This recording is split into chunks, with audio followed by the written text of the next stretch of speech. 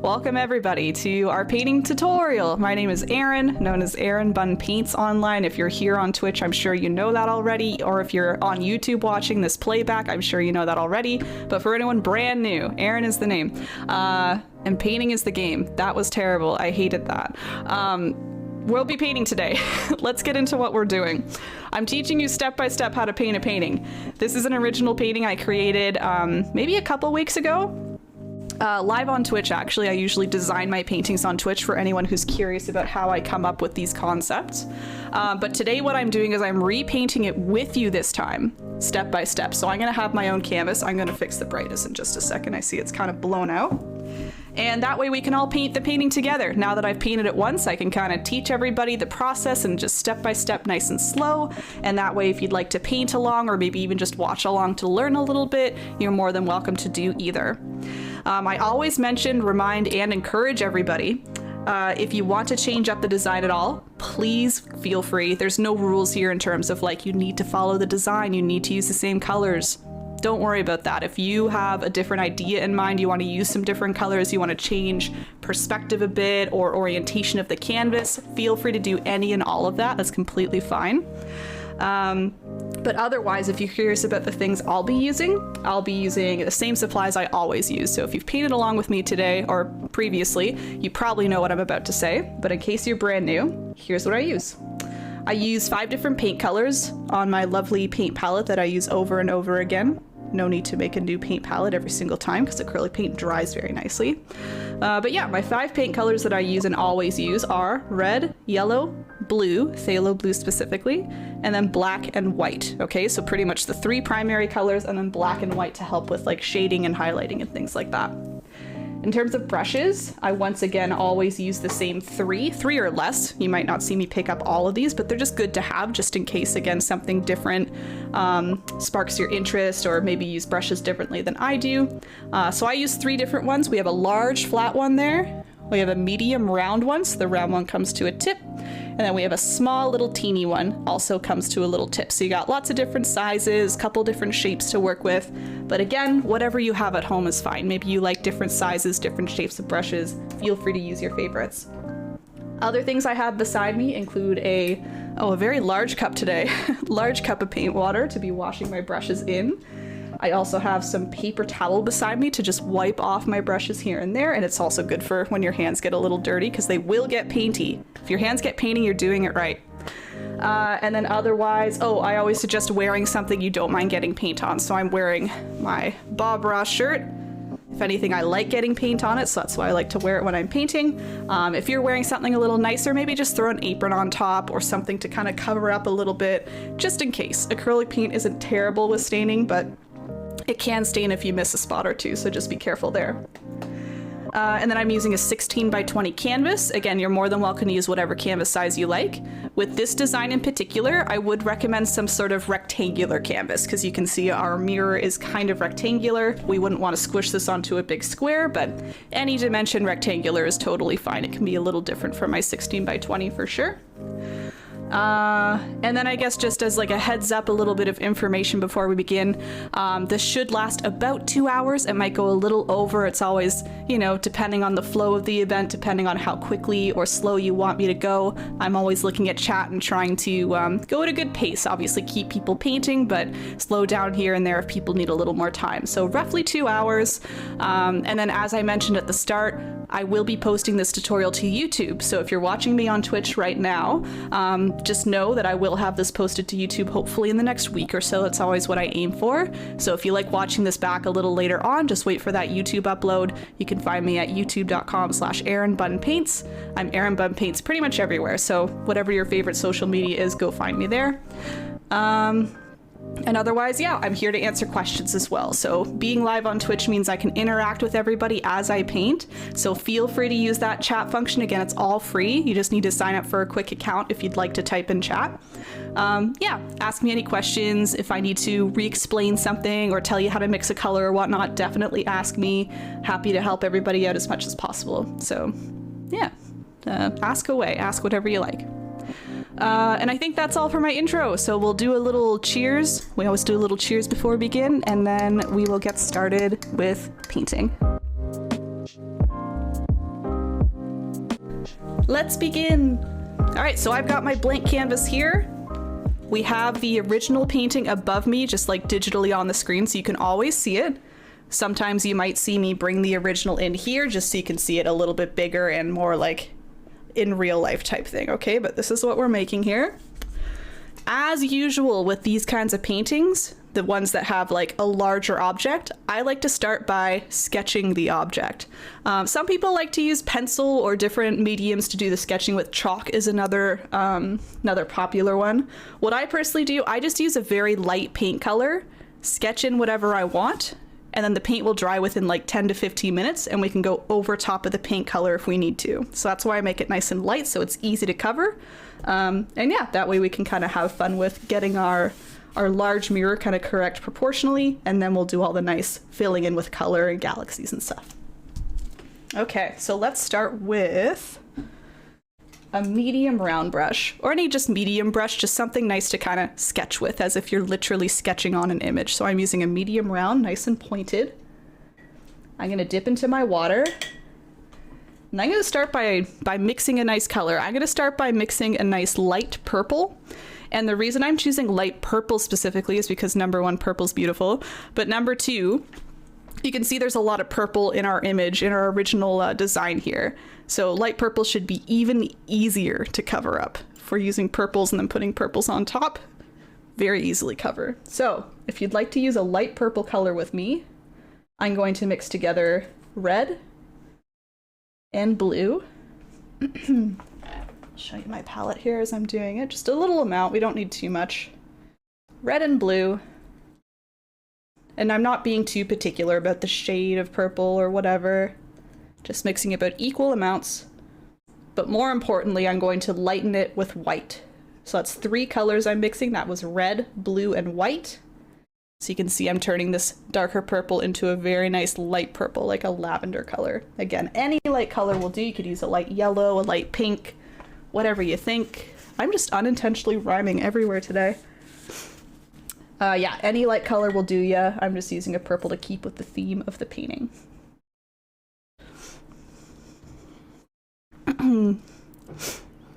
Your cheers or what, Marion? Which did not work? I see the little cheers thing underneath your exclamation cheers.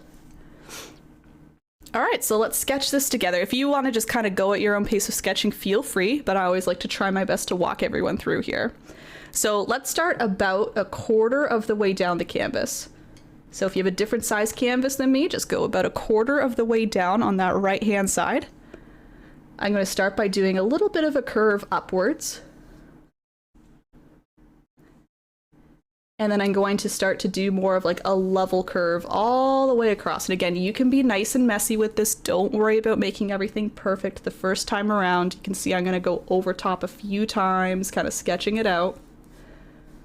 Like here, I'm going to start to connect a little better.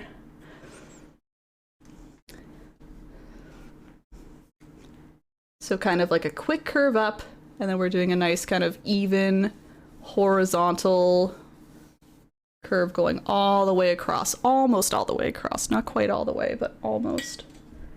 So we're filling up that top bit of the canvas. Oh, the edges, I won't forget. Famous last words, haha. Skip this step because I can't skip. Yeah, whatever you like, whatever you like. You can just visualize what you'll be doing next, I guess. Prepare for the next steps somehow. Visualize the image. Okay, once I'm close to that left-hand edge, you can see I'm leaving a little bit of a gap. I'm going to start to do another curve. It's coming down. It's kind of going out and back in a little bit. So everything's very curvy on this mirror, but you can see I'm also doing like horizontal, vertical, horizontal, vertical. Everything just kind of has rounded edges to a point. Or not to a point because it's rounded. Oh my gosh, I'm on fire today. Anyway. Continuing here, coming down, again, leaving some space. We don't want to come all the way down to the very bottom. We're leaving a little space. And again, my original image right there in case you have any trouble or you want to look at the original and kind of sketch yourself. Use it for some good reference points, right? You can see like This bottom edge gets very close to the other edge here. You can kind of see how much room is left in between each corner. So yeah, feel free to use that original if it helps you kind of place things a bit nicer. Okay, I've curved down. I'm going to now curve across here. So I'm curving again a little down and back up. But in general, doing a nice horizontal line all the way across, horizontal curve.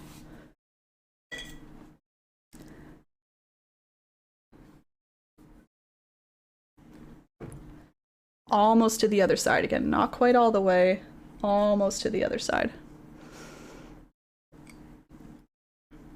Just wing it. I mean, this one's good for just winging it, honestly, because it's not like we're looking for thin lines for the final mirror. You can see there's some thick areas, right? So you really could just be a little more loose with it. If you didn't want to sketch this beforehand, you totally could just go for it and probably end up with a really nice proportional mirror.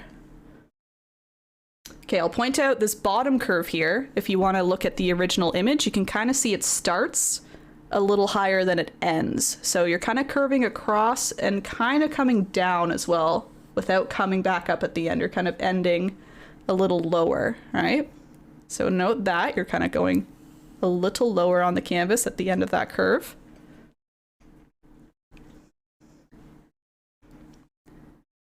And then lastly, I'm just going to do a quick little curve up. Just a small little guy, just to kind of create that nice curved edge, or curved corner rather, in the bottom right. And then coming off the canvas with a little bit of a straight line. So this area is kind of where our driver's side mirror is hanging on to, right? And then we have the nice big mirror in the middle. All right, you've got the whole mirror on there. You can kind of, again, play around, perfect as you like. You don't need it exact right now. But just if you want to redraw any lines or move things around a little bit, again, have a look at the original. Look at where things are starting and ending. You can start to kind of play around a little bit. And I'm just looking at the outside edge for now. I will go to the inside edge momentarily.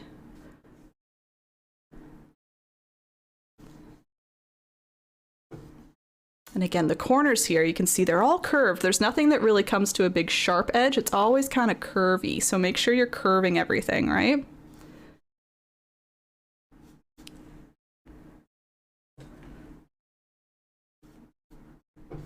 Sometimes if I want to make a large adjustment, you can see what I do is I change colors a little bit. So I'm using a red or more of like a reddish purple just to show kind of my correction. So that way when I'm cleaning things up, I know, hey, I don't want to go here, I want to go here.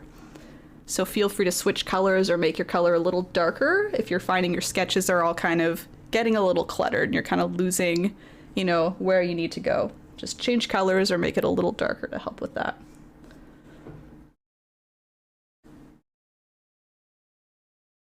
But as I said as well, we don't need to be perfect right now. There's always opportunity to change it. One of the last steps will be putting on the mirror itself, like the black part of the mirror, and outlining. So that'll be like the ultimate, you know, chance to start to clean up everything, get all those edges right, all of that good stuff. Be the image, become the painting, be the paint, be the brush. If we're going to have animals around, we all have to be concerned about them, take care of them. Bob, you're so right. Become one with the image, with the brush, with the canvas itself. I feel like this is turning into a like existential advice lesson here. Become one with the painting materials. Anyway, once we have that outside done, if you're still working on it, that's okay. I'm just going to move to the inside part of the mirror. So we have the outside edge, and then we have kind of this inside edge for the mirror itself, right? We have the black part of the mirror, the nice plastic encasing, and then the mirror itself inside. Excuse me. So I'm also going to sketch the mirror inside the black casing, okay? And it's pretty much the exact same shape, just a little smaller. So you're kind of keeping a similar width all the way around border-wise, so you're really just following what you've done already, just going a little bit further inside the image and a little bit smaller. So you can see I'm starting with a nice long curve here, bringing it down a little bit on the left, doing a nice curve right there.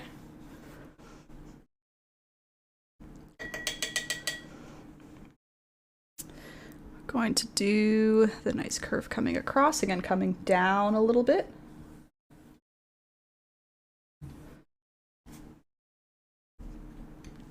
And then we can just end this one off with a nice curve connecting the top and bottom line on the right, because we don't need to bring the mirror off of the canvas. It's going to stay on the canvas in here.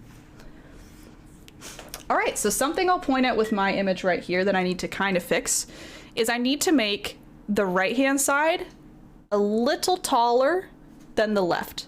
And that's because perspective-wise, we're in the driver's side seat. We're over here, we're looking at our mirror. This side is going to be a bit closer to us, so it's going to appear a little bit bigger. And then this side of the mirror a little further away because it's kind of pointing out from the car, right? So it's going to be a little smaller, just minimally. If you really look at the original image, you can kind of see that, like a larger height, and then it shrinks a little on this side. So just to really help that out, I'm going to bring this line maybe a little higher so that I can bring this line a little higher in the middle as well. So I'll be covering all that up. Just trying to get my perspective a little better there. See that? How it's a little taller over here, a little shorter over here, just minimally. I'm going to take another minute or two to play with that, and you all can too. Just take your time, no rush. And again, if I'm ever going a little quick for you, you know, just again, go at your own pace. I can always repeat things if you need me to repeat them, or if you're on YouTube, you can give me a little pause. That's the beauty of YouTube. You can just pause me whenever you need to, and I'll always be there waiting when you're ready. I think this is pretty close. Again, it doesn't need to be exact, as long as you're kind of seeing the image and you're kind of liking it, right? You can kind of see what's going on. I think that's fine. Excuse me as I have a little nose break here.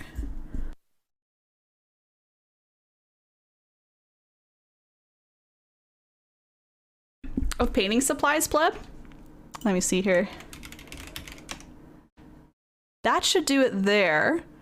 If you need any more details from there, let me know. I can definitely get you an Amazon link to the brushes I use.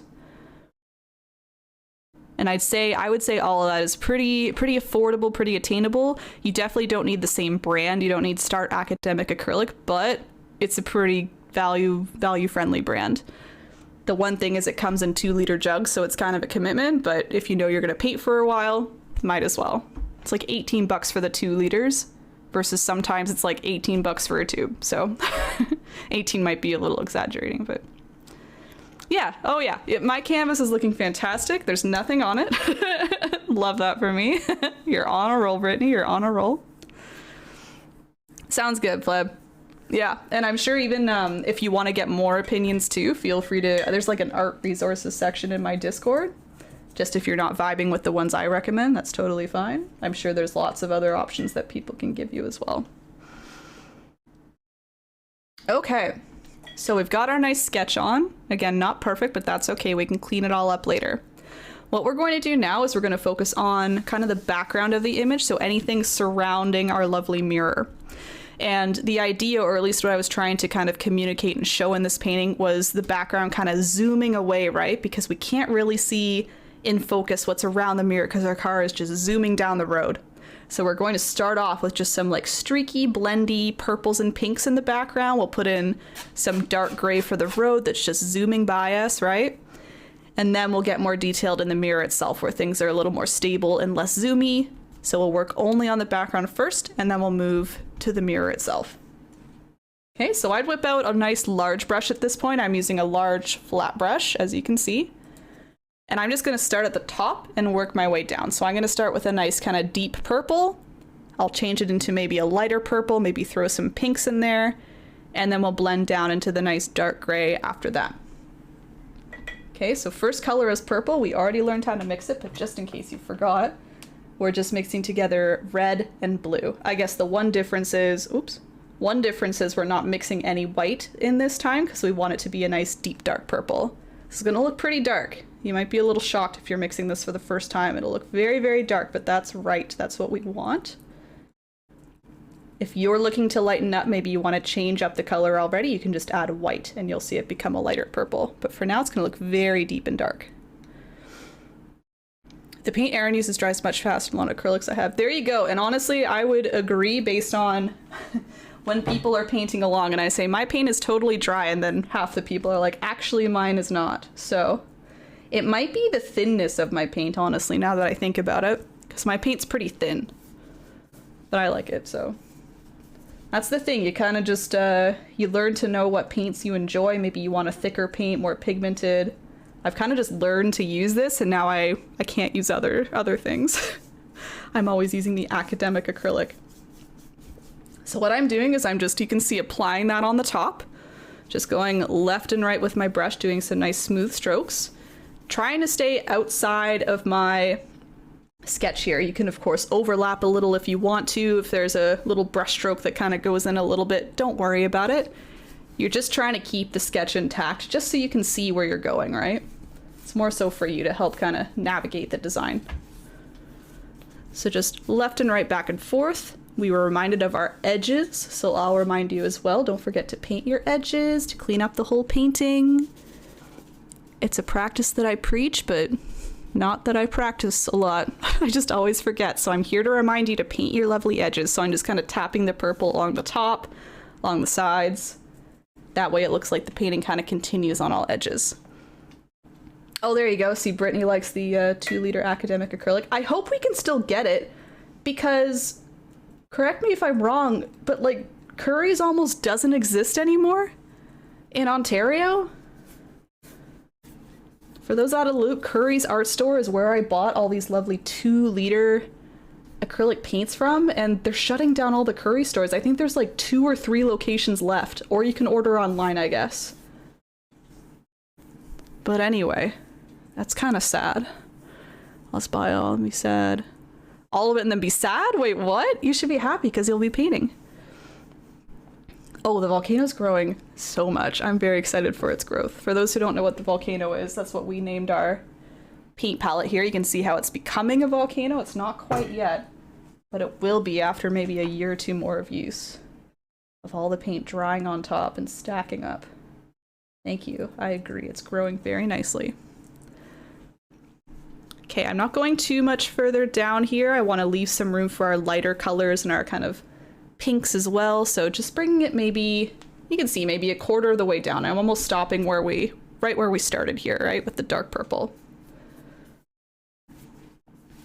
And before I move to the next color, something I want to do is make this look a little more like streaky, as if again, we're zooming away. Some colors are kind of blending into one another. So before I switch colors, I'm just going to play with what I put down here a bit first by adding a little bit of white to my brush, and then just kind of streaking it in there. And that way it almost looks like things are kind of zooming by. We can't really tell what they are, but they're leaving little colored streaks in the background. So you can use some white. You can even grab just red or blue without mixing and add it into your purple. You'll see the purple change a little bit as a result. Maybe not drastically, but enough. So you got a little red streak there. You can do a blue streak if you want. Any similar colors just to add in. So I'm just, you can see stroking back and forth on top of the wet purple, blending in those new colors. The more you stroke on top, the more they'll disappear and blend away. The less you stroke, the more prominent they'll be. So you can either do very prominent streaks or brush on top to kind of blend them away a bit. Okay, I'll leave that for a minute and then we'll move on to our next few colors here. In my opinion, hers is a better option for how she paints and teaches. Thicker the paint, the less it blends well. Yeah, that's probably right. I never really thought of the drying time, honestly, Cindy, until you just said it, but it does make perfect sense. It's probably just thinness of the paint, and that's pretty much it. So that's true. If you like to kind of keep up with what I'm doing, then yeah, maybe a thinner paint is good. I always just recommend it because it's more affordable, more accessible, honestly. I don't want to switch to a high quality paint and then say to people, if you want to join in, you need to spend $50 on paint. Like, no. Go to the dollar store if you need to. The dollar store has lovely paint supplies now. Again, like not top quality, but if painting is something you don't know if you want to get into seriously, then it might be a good start. Do I still have the brake clip? What is the brake clip? Have I ever had a brake clip? Wait a second. What are we referring to here? Explain a little more, pleb. I might just be gapping.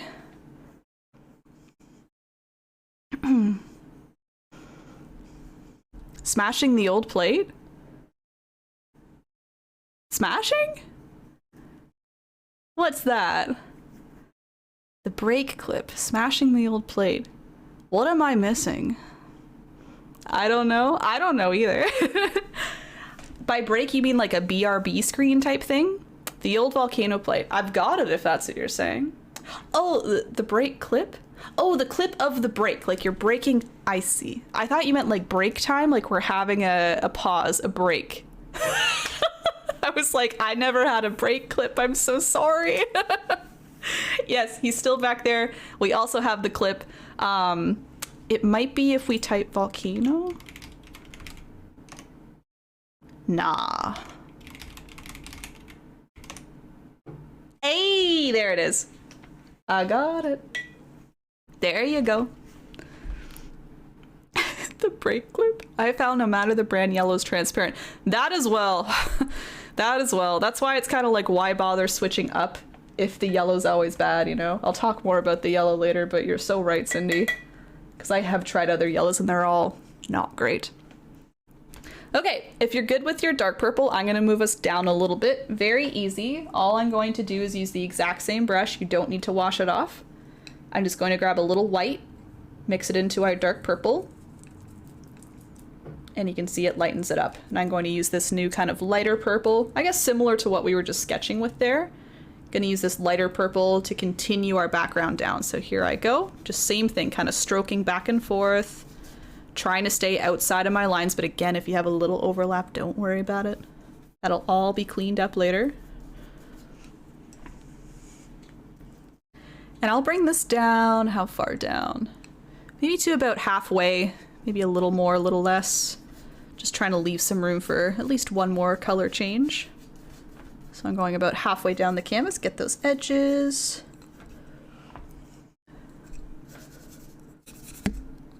Oops, sorry microphone.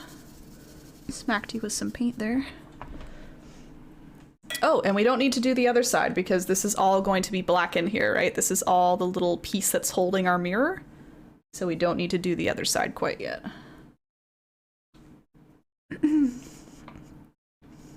Do you still sell your pieces on your website? So I do, but this is a good time to talk about it actually. My website, or my shop on the website is currently closed. So you can still see all the products that I can and will sell. You just can't check out with them unfortunately right now. And I apologize for that because I've actually had a message or two. Some of you are like, I'd love to, you know, I found you on YouTube. I painted this painting. I'd love to buy the original. Thank you for asking for anyone who's done that. I'm in the process of opening it back up again. There's some very boring business related stuff that is preventing me from doing that. Because of my provincial move, I've had to do some things with the business to move that provincially as well. And there's some waiting times with the BC government and stuff. So boring reasons, but still reasons. Once that's sorted out, I should be good to open it back up. I've already done things like the inventory and all of that, so I know exactly what I have. So if you are interested in purchasing anything, just hang on a little longer. I would hope it's in a couple weeks I can open it back up. I was given a timeline for the boring business stuff, and yeah, it's still not reached the maximum timeline they gave me, so I'm giving them a bit more time before checking in. But yeah, I'm hoping in the next couple weeks things will start to be available again. And I will say, I'm planning on opening it back up with a little bit of a sale. So even better time if you've been like saving and waiting to purchase something from me, or you have a specific piece you like, sale. So sale will be happening. You might save some money if you wait a little bit. Yeah. Not me fighting with the paint trying to get a nice purple. It's tough. There's so many purples you can make, right? Stylist, welcome in. It's like SLW. Yep, stylist, welcome in. Hello. I was literally about to buy one. Fine. I'm so sorry. If you're serious, I'm sorry. I'll put up lots of announcements on all the social medias when I figure out a date. It'll be a big thing. It'll be fun. Again, sale with it. So hopefully a nice fun time to celebrate a reopening. Yeah. Hey, Zyko, welcome in. Kind of, right? The Vaporwave. This could be like a little album cover for some sort of a Vaporwave album. You're so right. All right, let's continue down here. We're gonna just throw a little pink in here, and then I'll get us to the road, the nice like zoomy looking road, okay? Large brush, I'm going to mix together 2 colors, white and red. That's gonna give us a nice vibrant pink. Vibrant pink. Look at that. If you'd like to dull down this pink, and I did dull it down a little in the original, you can add either a little purple or a little blue to it, just so it kind of stays in the pink zone, but you can see kind of dulls down a bit, kind of leaning pink purple. So I lied, I said 2 colors, but technically I'm adding a third. You can, again, dip into a little purple or a little blue, stick that into your pink, and you can see it almost dulls it a bit. It's not like the super hot, vibrant pink. It's just something that's a little more matchy-matchy with our purples. Okay, so grabbing that again, that was white, red, and just a little touch of either blue or purple in there. That way we get a little bit of a softer pink. And I'm just, again, brushing that on left to right, filling up a little more space. I would say I'm like 3/4 of the way down now. Maybe 2/3. Bottom of the mirror, that's an even better point there. If you bring this down to the bottom of the corner of your mirror, that's about a good spot to end the pink off on. And you can see what I'm also doing, if I didn't say before, I'm also brushing this a little up into the previous color, so that way you get a nice blend, right? You don't want it to be like section, section, section. You want it to look like it's slowly transitioning the whole way down. So by brushing in between the 2 colors, you kind of combine them and blend them out a little bit, and that way it looks a little smoother all the way down. All right, looking good. And then if you want to add a little more of a streakiness to it, again, you can either put some white on your brush or a little red, something like that. Just throw that on, and then you can blend just by swiping back and forth. Again, so you get some little zoomy marks in there. Little lights that are like zooming by. Just minimal, you can see, nothing too crazy. Let's get a little down here, make this nice and light. There we go. Nice, right? All right, I'll give you all a minute or two if you want to streak this up, make it a little more zoomy looking, and then we're going to put on our nice dark gray for our road. I guess I could look it up. Did you get it? I did get a P.O. box. I don't have it in, I don't think I have it in my description.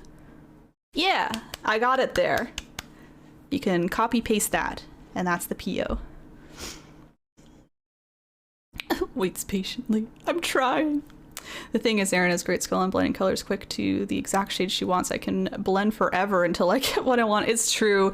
That does come with just experience, I think, and learning a little bit. I've noticed, especially over the past couple years, honestly, like color matching, I've gotten much better at. If I need to reproduce a color, it's been really satisfying to be like, oh, I think I can do it. And yeah, if anyone's looking to do that, it's just a lot of practice with using the colors, kind of understanding how they all interact with one another. Or, I mean, the cheat code, you just buy the color. You can go buy the purple you like, you can go buy the pink you like. I'm still mixing all my primaries, and that might be trouble for some. So if you want to invest in like an extra color or 2 or 3, grab your favorite colors that you always find you're mixing, and that way it's just ready to go. Yeah. Huh?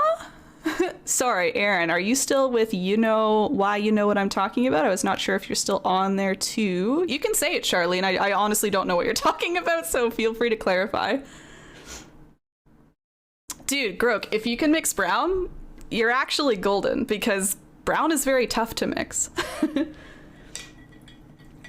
A lot of people have trouble with brown. So honestly, put that in a good category. Put that in a positive for mixing brown. Okay, I'm just gonna quickly do this road here. So same brush. I have washed it off at this point, so I wasn't really washing it off. Maybe I washed it in between the purple and the pink, but they're all similar colors, so you can use a dirty brush throughout that whole sky. But when I go down here, I want to make sure I wash it off because we're getting into a very different color here. We're gonna make a nice dark gray. So I'm gonna mix 2 colors for the gray. I've got white, and I've got black. Mix those together, just to make like a dark gray. The reason I'm choosing to use a dark gray rather than just black, I want to save black for our mirror. You can see how the mirror kind of boldly pops off even amongst the road here. It's because I left black for the mirror and I used dark gray for the road itself and for highlights and stuff. Okay, so I'm going to start streaking a little more diagonally now. I'm going to start by throwing my gray on here. I'll blend that in a moment with you all, but for now I'm just applying the color. And rather than streaking left to right, I'm now starting to angle a little bit, which I know it doesn't seem like it's a big deal, but once we put some streaks in here and things dry down a little bit, you will be able to see your strokes in the direction we're going. So it will help us kind of visualize the road that's zooming past us here. Because everything on the side is zooming this way, the road's kind of going a little more diagonal. So again, I'm going to apply this gray, and then I'll help you blend it into that nice pink there and get some other details on the side. Oh, with Yaymaker. Oh gosh. You know who? I was like, you know what? I was like, I don't know what. Who are you talking about? What are you talking about? Are you still with Yaymaker? So Yaymaker, for those out of the loop, is a company that I did kind of, I will say did now, did kind of work with at different points in my life. Last year I was hosting some online tutorials with Yaymaker, just as a way for me to make some income because they were ticketed painting events. So people would pay tickets rather than me doing it for free on Twitch, which I still enjoy doing, and that's why I still do it. I was able to make a little bit of income by teaching step-by-step paintings of their design over Zoom, over private Zoom calls. And honestly, I just haven't felt like doing any events lately, Charlene. I've been liking kind of concentrating on what I want to do, to be completely honest. I've been really loving making my own paintings, not just designs to teach, but just like my own paintings not to teach. I feel like I'm shifting myself into more of like traditional artist mode rather than teaching people. I want to explore what I can do now and what I can make.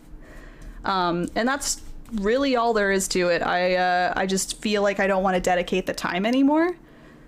Because there's a lot more that goes into it than just, you know, running the event itself. It's a lot of promoting if you're choosing to do that. There's, you know, different social media pages to manage for that. There's, you act as customer service when you're doing those events as well. Like, they don't have a large customer service team.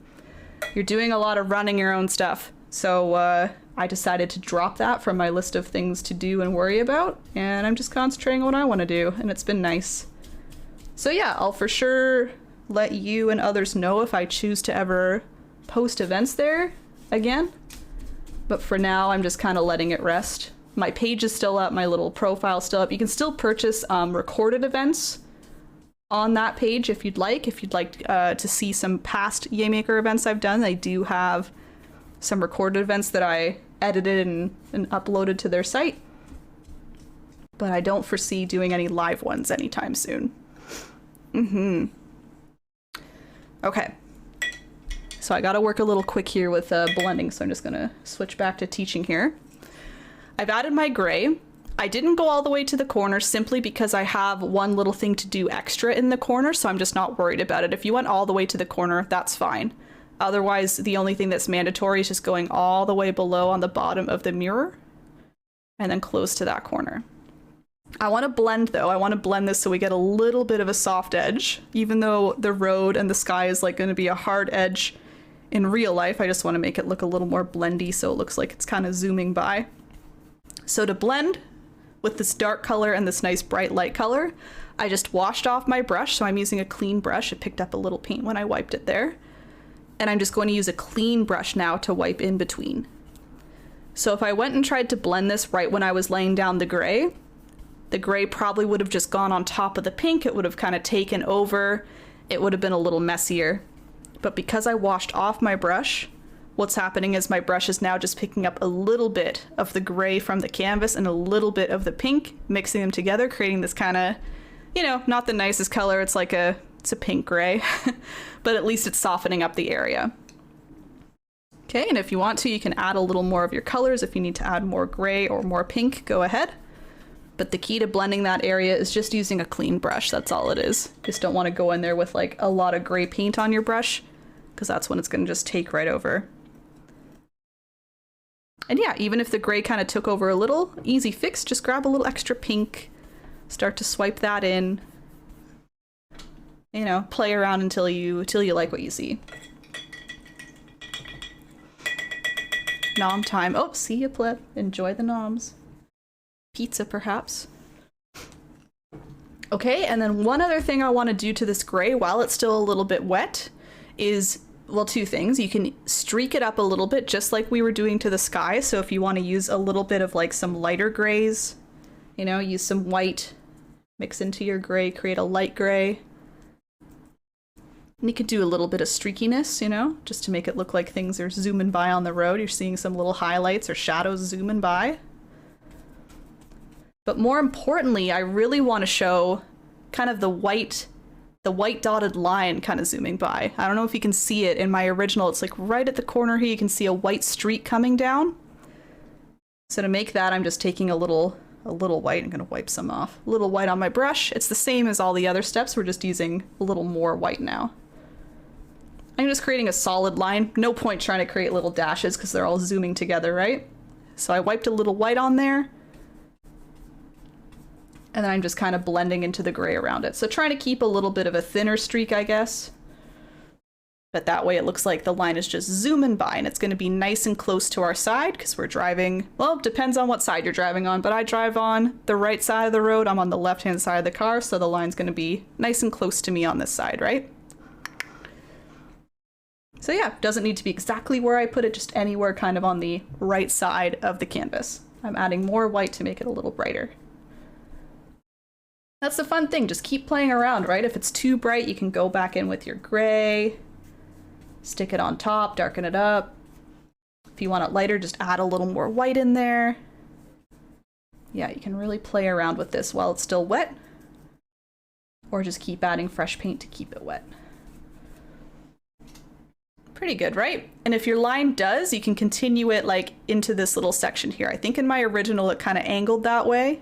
You can see a little indication of white here, but this time it's a little angled further up. So my line is going to be in here, so it's not going to show over here. So yeah, wherever your line is going, you can just kind of continue it if you need to in this little section. A nice painting moment with my mom. Didn't know what to get her for her birthday, so I brought my paints. Oh, that's so sweet. She was resilient at first, after a while she let loose. That's good. Most are, like, fairly enough. It's like a nerve-wracking thing, right? You want to create something nice and you're like, I have no idea what I'm doing. That's so nice. Did she complete anything, Grok? Or was more just like the process and playing and stuff? No, like, official ending piece. I apologize, I'm just doing you never apologize for that. You do your own thing. This is the point. As long as you're creating and painting along, I'm in support. Yes.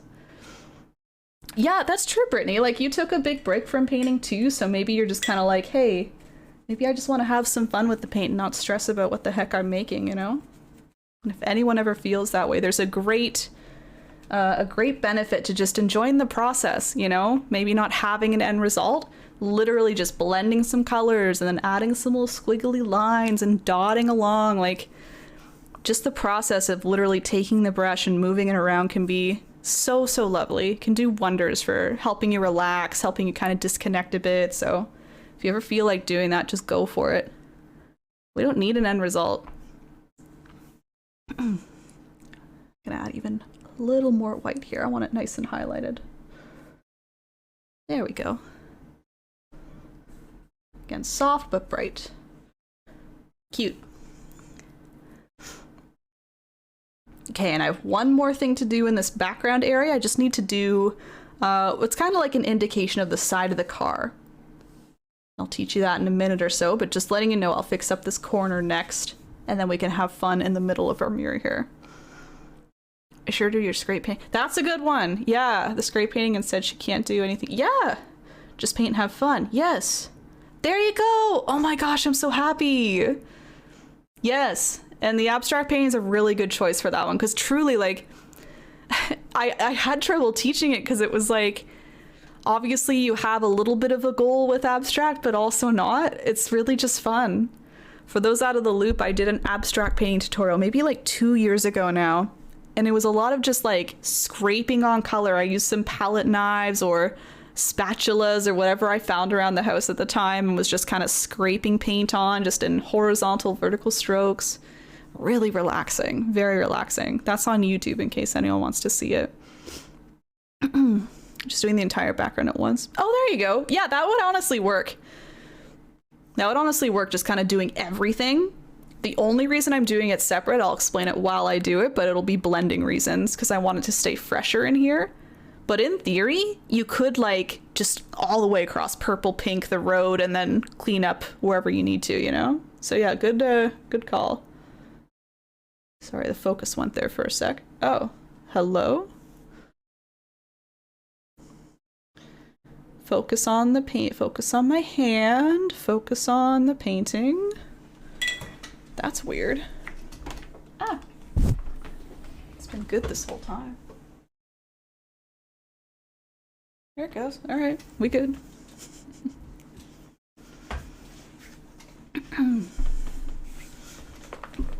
All right.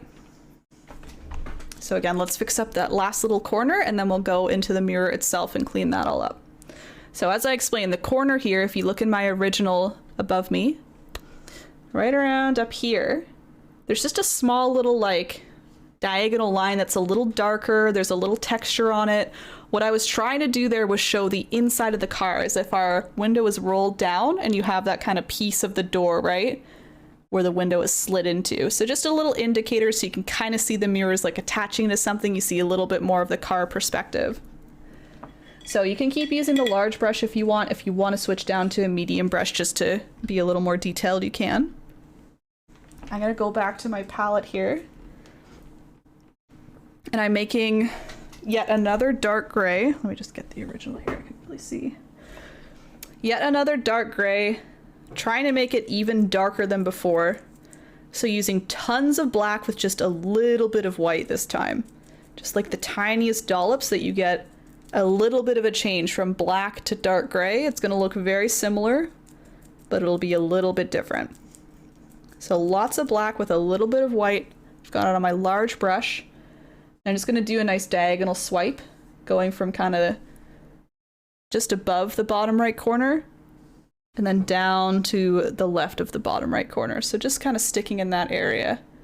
Sorry, I'm still trying to keep it focused here. I don't know why it keeps on focusing. So just creating kind of like a little pizza piece over here. A little piece of pizza. Just by making a nice diagonal line. And I'm not really blending it. I'm actually trying to keep this a little bit of a sharper edge. Because think about it, right? This is the inside of the car. It's not zooming by us. It's with us the whole time. So we're going to have more of a distinct edge there. Then I'm going to do something fancy to it to give it a little texture, but I'll stop there for now. I'm just going to play with my camera a bit because I can see it's kind of fuzzying up a bit.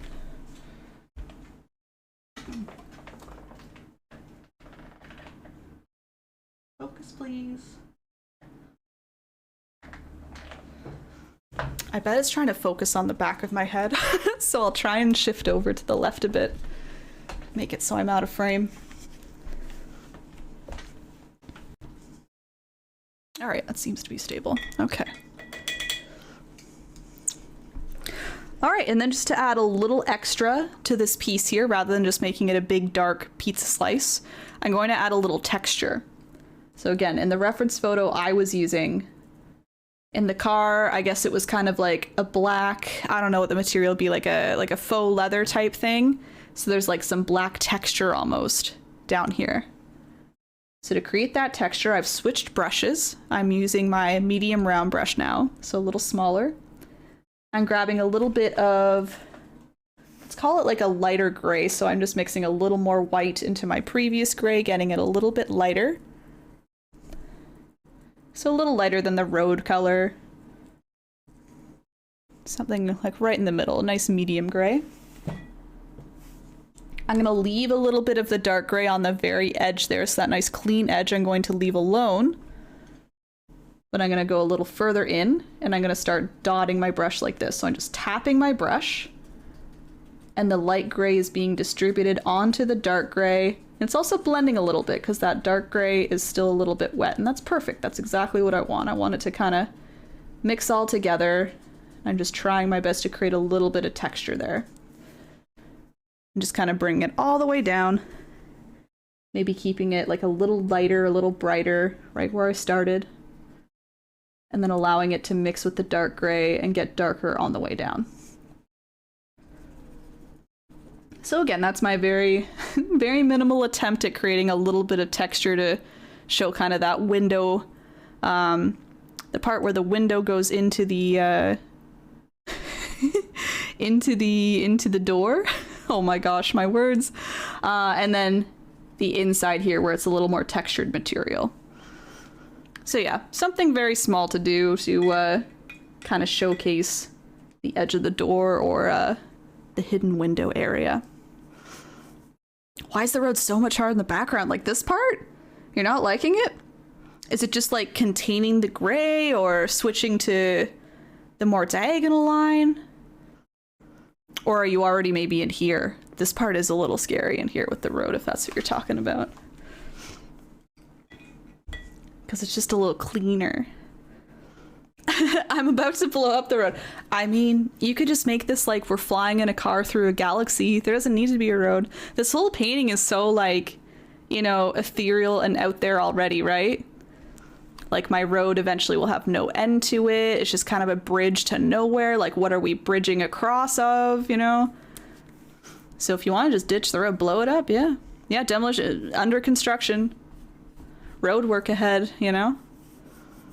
I sure hope it does. Yeah, do whatever you like. Stick to the galaxy. Leave the road for last, right? You can always add a nice big gray streak on top if you want to later. It'd be very easy to add. Okay, dark gray, texture. Then we can move into here. Background was so pretty and I've destroyed it with the road. Gonna wait. Yeah, give it like 5-10 minutes. You can rework the background a bit. There you go. Yeah. Maybe to fill up the space, you can even choose like a different color to put in here rather than the pink purple. Or if you vibe with pink purple, keep going. Many different shades of the pink purple you can do. But yeah, possibilities are endless with this one, especially because it's so, like I said, ethereal and just like not logical, you know, very fantasy-like. Gives you even more flexibility. All right, everyone, let me talk a little bit about what's going inside the mirror here, what we're going to do step by step. So we're actually going to be doing something very similar to what we just did. We're going to start with a nice dark purple. We're going to apply it over here. I'm going to do a lighter purple, apply it, do a lighter pink purple, apply it. The only difference is, once we apply those 3 colors, we're not going to go to the road next. We're going to start to work with those colors to create our nice galaxy. So you might notice me going a little faster this time around when I'm applying my purple, light purple, and pink, because I want those colors to stay at least tacky. I don't mean to say they want to be fresh and wet, but just a little tacky, so that we could take some white on our brush and then kind of dot it in and blend it in to create these very nice galaxies that you see in the original. That's how I did it, is I used the background color and kind of mixed it around a bit as it was still just a little bit wet.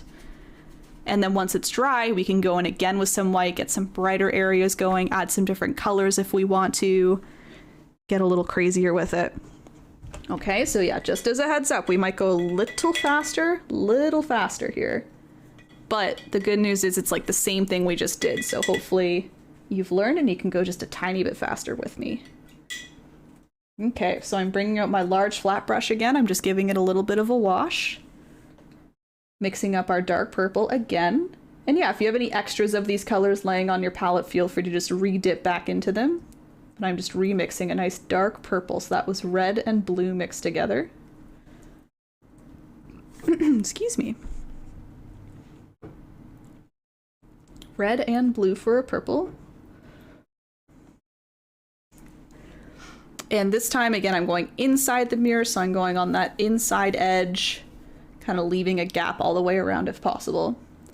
Swiping left and right still, edge to edge of the mirror, bringing it down just a little bit, because I want to save lots of room for our other nice colors. So hitting the top with a nice deep dark purple.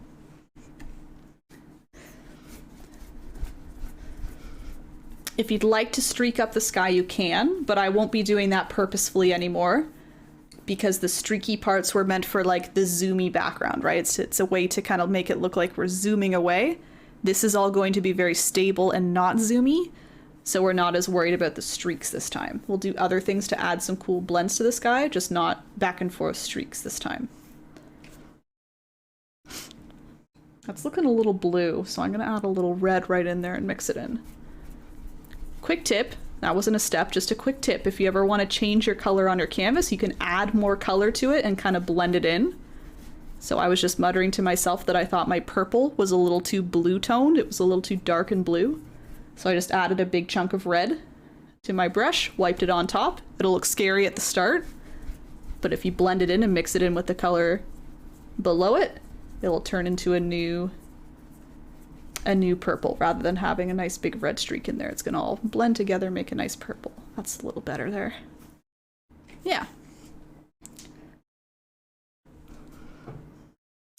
Okay, so moving right along, again going a little quicker this time, I'm going to mix my light purple. So just using a little white on my brush, mixing into the nice deep dark purple I was just working with. Adding that below our previous color. I'm probably about halfway down the mirror now, I would say. Adding it below and blending. So you can see I added the color and then I went back up here and started stroking in between the two colors. So it's more of a nice smooth transition. Just moving my brush left and right, back and forth. You can see we're going from dark to light. Might make that a little lighter here.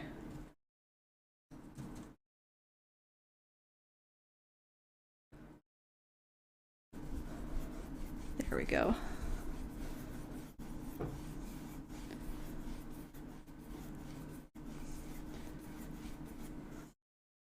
So we got a nice dark to light transition going on.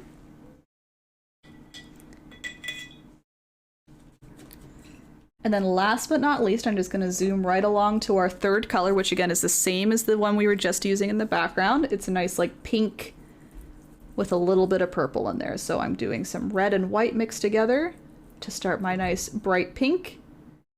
And then just to dull it a little bit and make it match a little more of this purple tone, I'm just going to grab either a little purple on my brush or a little blue, either or, mix it into my pink. That way that pink you can see is a little more dull than usual. Taking that color, adding it below the light purple, streaking left and right, back and forth as usual. And you can bring this color all the way down the mirror just to be safe. By the end, we're going to have our road covering up some of our mirror like this, but just to be safe, I'm going to try and cover this all in pink. That way I have lots of flexibility with my road. I'm not worried about covering up gaps or anything like that. I want to make sure I have a whole background covered, and then I can just lay things on top where I need to.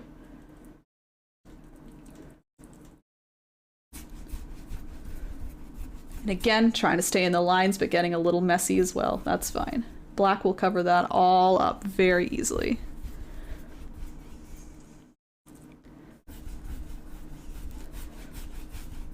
Yep, or if you've planned out where the road is going, you could work around it, but I'm just gonna, you can see, just go all the way here.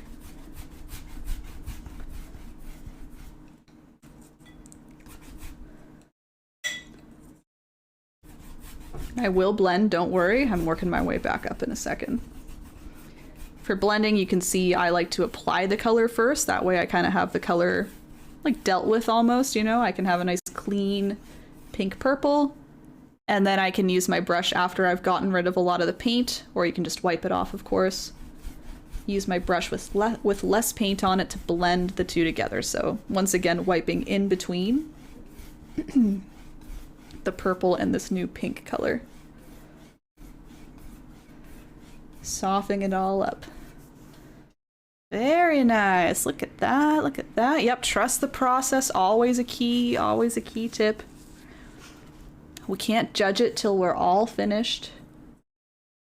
Honestly, like, it's a very, very important thing because there's so many different steps to the painting, so many layers, so many clean up things at the end, so many additions. You really can't judge it until it's all said and done, you know?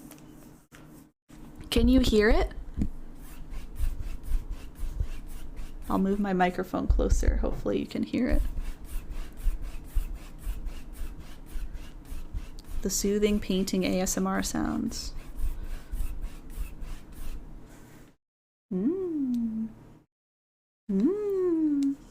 Yeah, throw on your own music if you want, Psycho. I always stick to my copyright free for this stuff, but whatever you think matches the vibe. Trust the process, I say as I'm arguing with the road. Road, why aren't you trusting the process? How dare you? Okay, I'm giving a quick minute in case anyone's catching up with applying those colors here, but we gotta move again a little fast just to make sure we're using the paint while it's still at least tacky. It doesn't need to be super fresh, but just tacky so you can kind of mix it a little bit. Still under construction. Yeah, need some traffic cones, you need some warning signs saying some lanes are gonna be decreasing a little bit. Shift everybody down to one lane.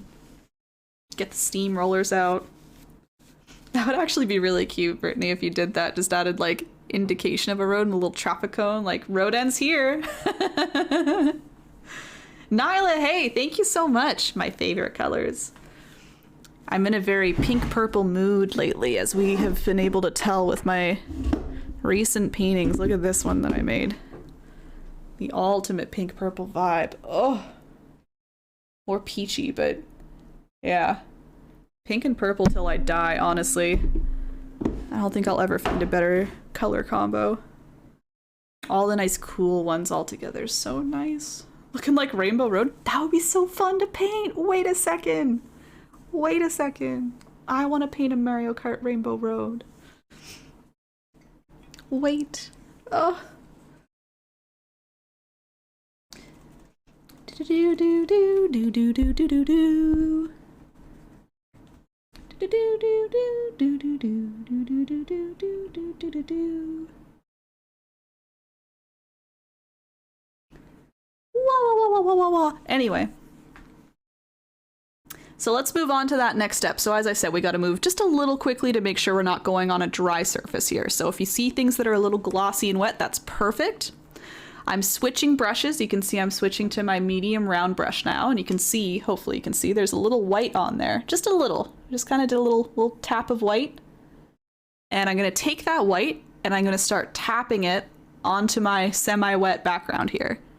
If you'd like to follow, I guess like the pattern of my galaxy, you can see I kind of did like two streaks kind of going diagonally this way, and then kind of like a curvy streak going this way. But galaxies, they change all the time. There's so many different ones. You don't need to do those exact shapes and placements. You can just kind of scatter this white really wherever you like. Let me show you how. Here I go. Here we go. So I'm tapping it. You can see it starts off a little harsh, so don't worry about that. We're just gonna trust the process, as we said. We're kind of like removing the white from the brush to begin with, and then we're going back. You can see how I worked my way up and back down. Then we go back and just kind of keep tapping around the edges, and that's what's gonna blur them out. So I kind of removed the paint from my brush. Now I have little to no paint left, and I'm just kind of tapping with what's on the canvas, and that's what's going to keep it all very nice and soft. So our galaxies won't look very like bright, bold for the first little bit, but that's where, again, trusting the process comes into play. We got to lay down all these soft little bits first, and then we'll add the nice bright bits later. So again, working a little up, a little down. If you start to see you're kind of moving some purple down, moving some pink up, that's completely fine. If anything, I think it adds to the galaxy look because it's kind of like you're incorporating the different colors into the galaxy itself by moving them around. And again, just literally tapping my brush. I didn't really explain further, but I'm just using the very tip of the brush. You can see it's kind of flaring out a little bit. I'm kind of getting rid of that tip. Just by allowing the bristles to flare out a little bit, creates a little more texture. Just lightly tapping. I'm not slamming it or anything. Just tap, tap, tap, tap, tap. Just little bits here and there. So you can see how it's starting to form. It kind of looks like a little cloud right now. Okay, I'm going to do that again. I'm going to do another little streaky kind of below it here. Let's tap, tap, tap, tap some white. Yeah, with little go-karts. Is this not the song right now? Oh no, it says Pokemon Go. I thought I heard like do do do do do do do.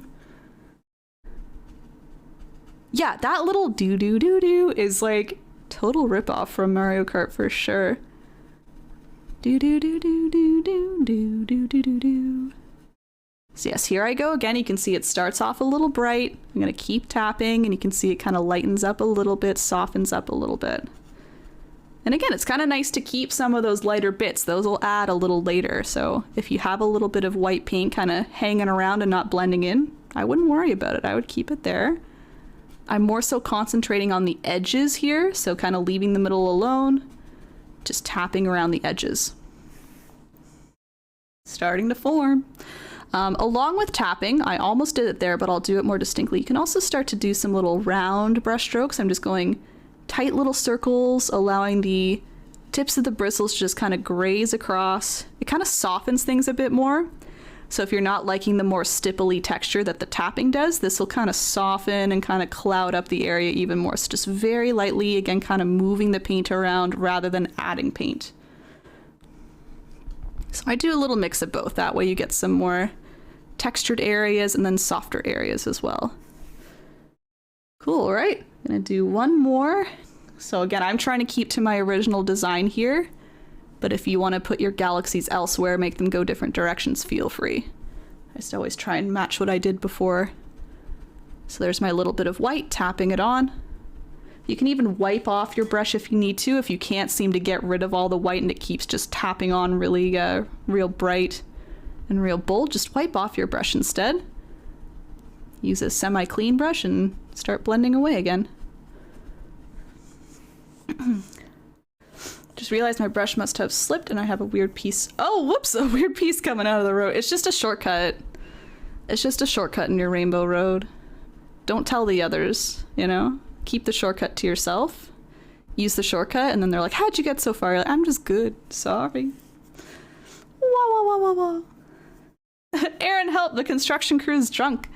Has the road dried at all yet? Because I think for you, the best bet would be letting it like dry down fully almost. I don't know if you're still trying to work with it while it's still semi-wet. That's what I would do. I'd probably like leave it very under construction, then literally put it under colors. Does my background need to be wet and add the white? So any recommendations? Because my background is dried. Just tacky. So like, oh, I did get a fair amount there. Oh, I left a nice big fingerprint. Look at that.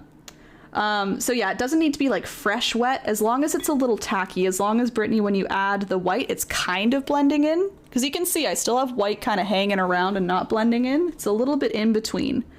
Recommendation, if it's fully dry though, just grab even just a little bit of color. You don't need to redo the whole thing. Just grab a little purple, just swipe, swipe, swipe, little light purple, swipe, swipe, swipe. Just very quickly, kind of more in the middle, and that should do it. I'm getting rid of my fingerprint, excuse me.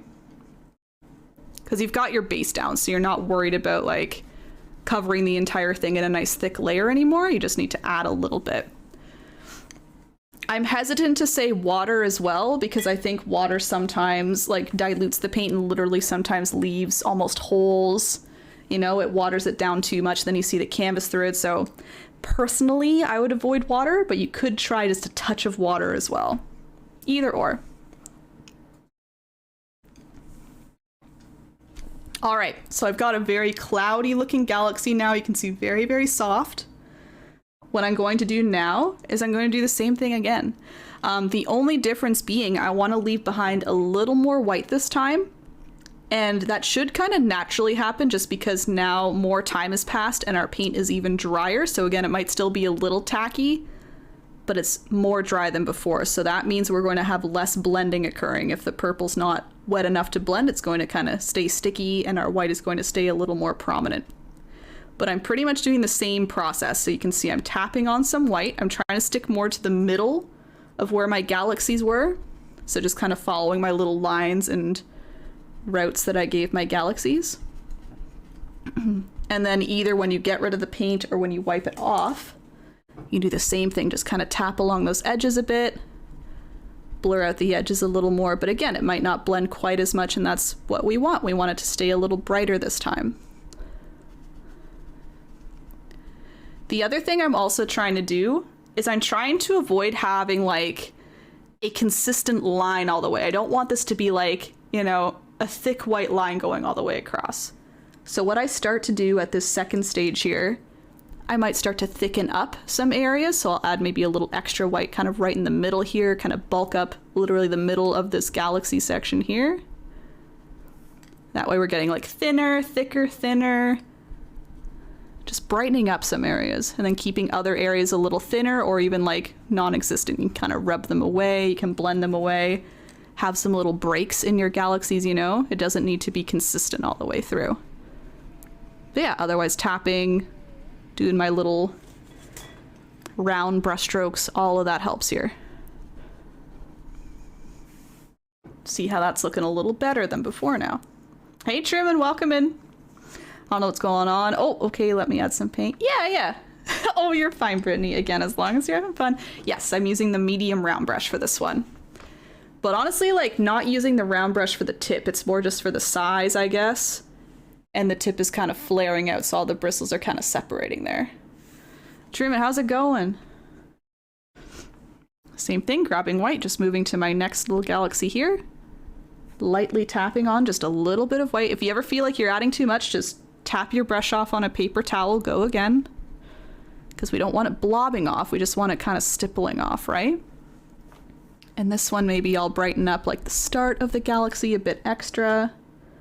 Again, just trying to make it change a little throughout rather than consistent all the way through. So I'll thicken up the start of this one. I'll add a little extra white to my brush and tap it around a bit more. Keep it a little thinner going forward. Maybe like jetting off a little on the edges, kind of tapping a little down here, a little up here. It's kind of like you're creating little branches on a tree, like little trails within the trail, in a way. A lot of different ways to think about it, really. Again, you can do some swirly motions if you'd like it a little softer. Just very lightly moving our way around.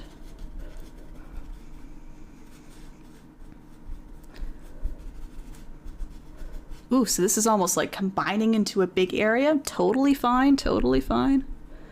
Everything's intersecting and moving around a bit. One more time up here. This one I think I'll make a nice thick area at the end. So tapping a little extra, a little further away. Wiping off my brush, tapping out the white, softening it up. Yeah, exactly. Give it some time to dry, yeah. Give it a little rest. People call that the drink and dry. I don't like it. I don't like that. It's a weird play on drink and drive, and I don't like that. But if you'd like to call it that, feel free. The drink and dry stage. Not bad here either. Painting away, so not much to improve upon. We're just doing a little toot here, Truman, if you've caught on. I'm doing my little teaching mode today.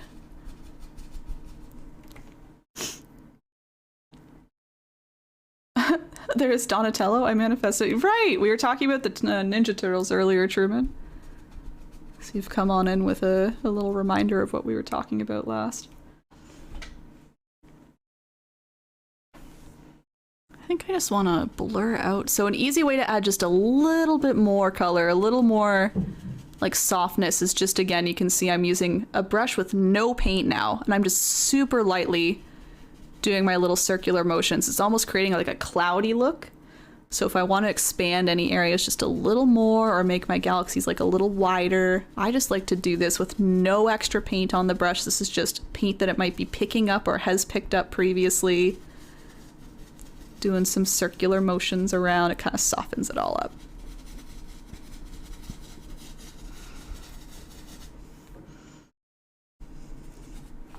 Cute. Okay.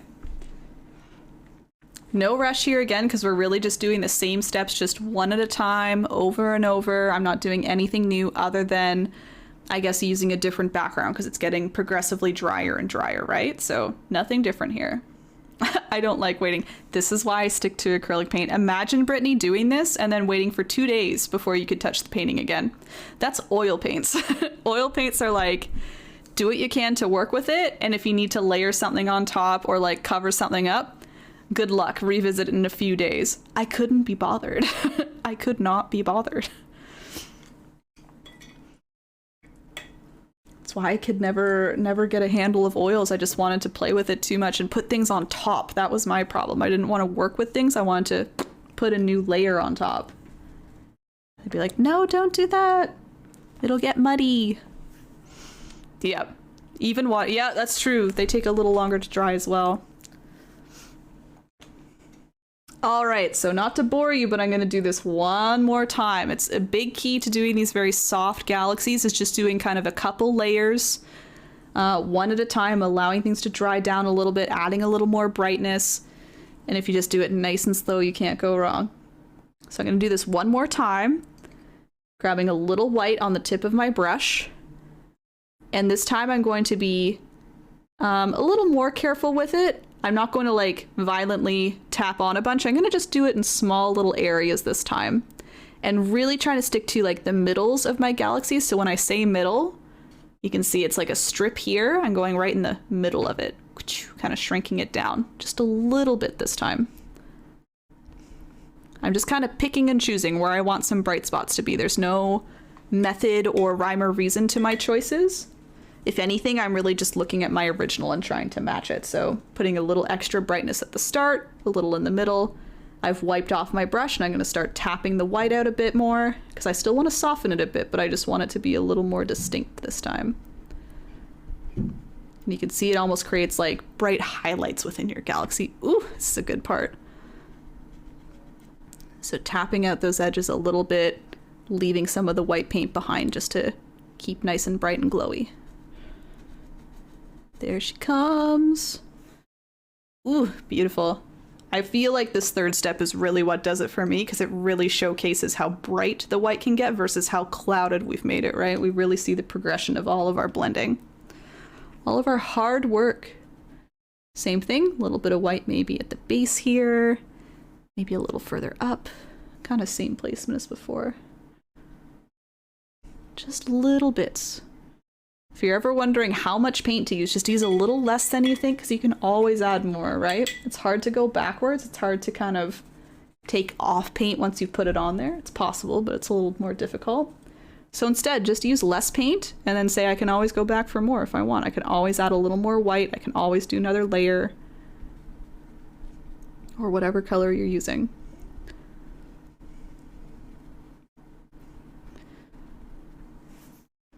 Woohoo! There it is. Got that second one. Let's go to the third one now. And that'll give us a couple minutes in case anyone's still playing with the galaxy. So if you're falling a little behind or just struggling a bit with the galaxy, don't worry. I'll give a little extra time after I blend this white out.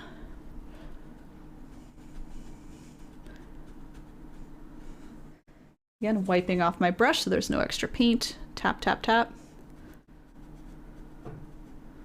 Maybe a little bit of blend, blend, blend. A little bit of circle, circle, circle.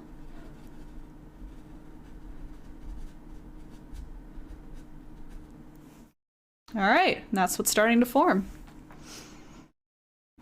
I'm gonna touch it. Uh-oh. There's no method. Just do it. I hope it works out.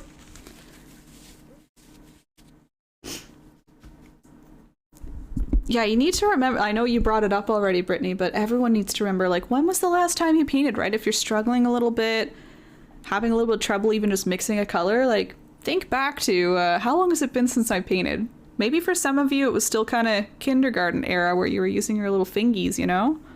You gotta learn how to use a brush. You gotta learn all these things kind of over again. So give yourself a lot of patience and time. I know you're watching me who seems to do it effortlessly, but keep in mind, I do this almost daily, almost daily now. So it's hard for me to forget and need to relearn, right? I'm doing this all the time. So please don't be intimidated. Please don't compare yourself to me or anybody for that matter. We're all different. We all have different processes. It is tough not to touch it, though. I will say that, Brittany. I'm consistently touching it. I think I'd be struggling, but I'm embracing cat. Excellent. That's so good to hear. Because that's like a mind over matter thing almost, too. Sell for $1 million. I believe. It all depends on who likes it, right? For people who start to say, oh, how is this painting $1 million, whatever, you gotta keep in mind, it's not like the paint used was $1 million or supplies used or whatever. It's because someone said, I like this piece of art so much that I want to pay $1 million for it, right?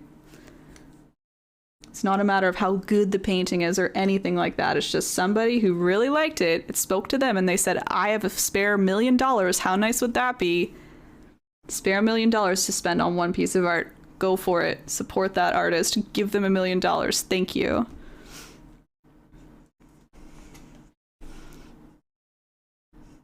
All right, so again, I'm just giving extra time at this point. At this point, I'm not doing anything new. You might see me playing around with my painting a bit. I'm just adding tiny bits of white, maybe blurring them out a little bit. I'm just at the playing stage for now, okay? So don't worry, you're not missing anything. I'm just kind of trying to make this a little better, you know, just trying to add a little more white here and there, add a little more cloud here and there, shaping up things the way I want, and then we can move on to a new step.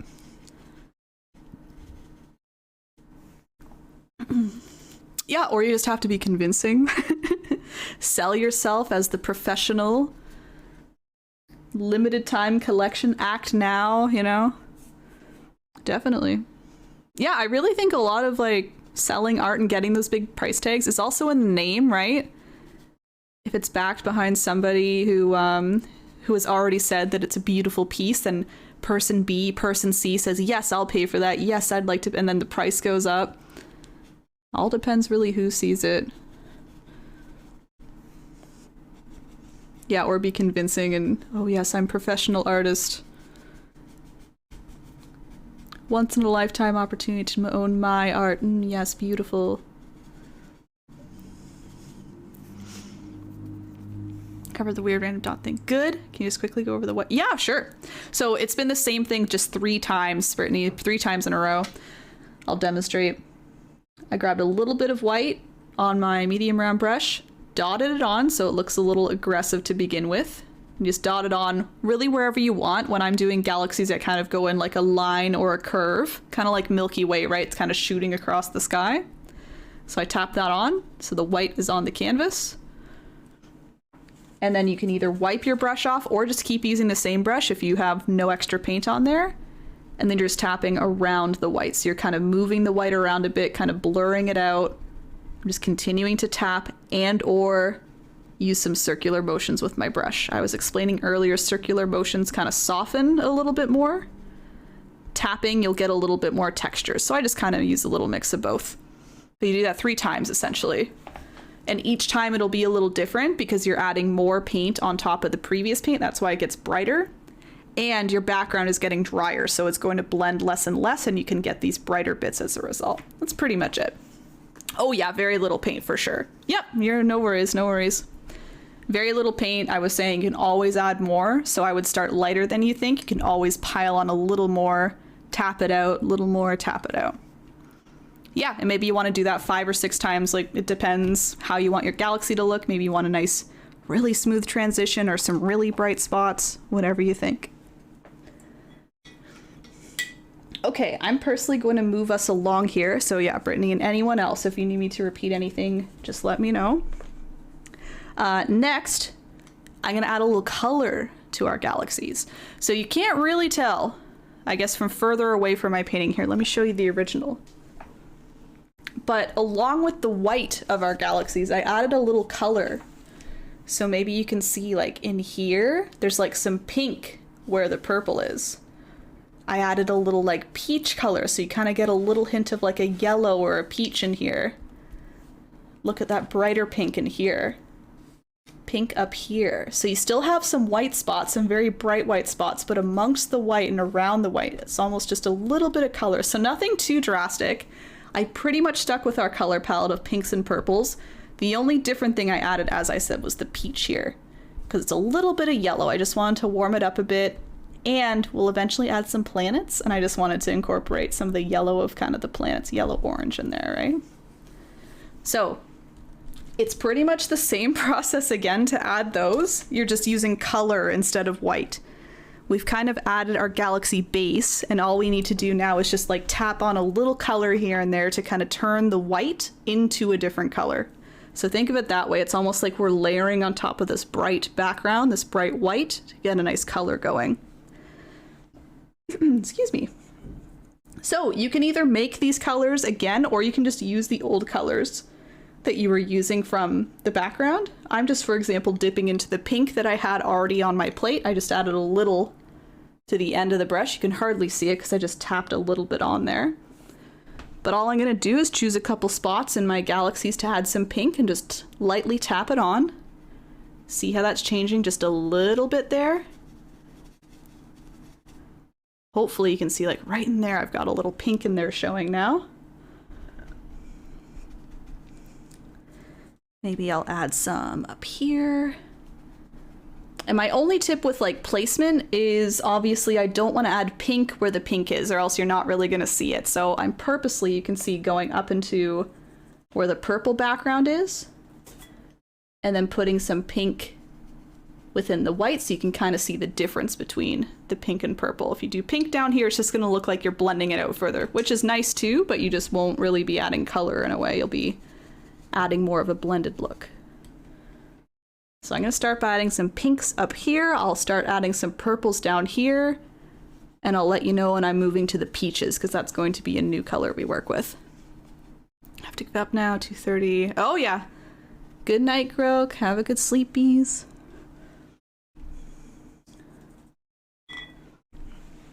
Just again, looking at my original. That's why I keep looking down here. I have the original at my feet. Just trying to see where I put these little colors here. Again, either tapping, or you might see me doing some round brush strokes. Either one, just the tiniest amount of paint on my brush so it's like barely scraping off. You don't want to blob it on. Here, I'll show you my palette, for example. This is what I'm dipping into. It's like almost dry, and I'm just tapping a little so that my bristles are just slightly coated. You can even wipe it off a little more if you need to, or just use it as is. And then, like I said, either tapping or doing your small little circles with your brush. And again, it's almost like you're just adding a transparent layer on top of the white. If we didn't have the white here, it would not be working out as well as it is. It would probably just become invisible almost if you didn't have the white background down. Okay, a little more pink just because I like pink a lot. So let's move that over. I'm going to use a little bit of a brighter pink. So if you want to brighten your pink, just add a little more red to it. And I'm going to use that down here. So hopefully, hopefully the dark pink kind of shows up a little better against the pink background. See how that's blobbing up there? That's a result of too much paint. So if anyone's getting these kind of like larger little blobs, I would do less paint on your brush. You can still blend them out. You can see what I'm doing is I'm now lightly blending them out. But when I saw those first couple taps come off super bright, that was a result of a little too much paint on my end. So I'm just trying to blend them out with a very clean brush now. Alternatively, you could go back in with white and kind of cover them up if you don't like what happened. See, it's a little bright for me, so I might actually do that just to see if that works out here. I've grabbed a little white, maybe a little more. Come on, just a little more. Yeah, and you can kind of tap on top. You can see it kind of fades it out a little bit. It'll turn into a light pink, but still a little lighter than before. Cute. Maybe a tiny bit more. And I'm sure you can see you can really go forever with these stages of just adding color, playing around, seeing how it looks. And again, maybe you want to do different colors other than what we have on our color palette already. Feel free to experiment. Oh, not a fan of your white? Is it not blending out? Is it too bright?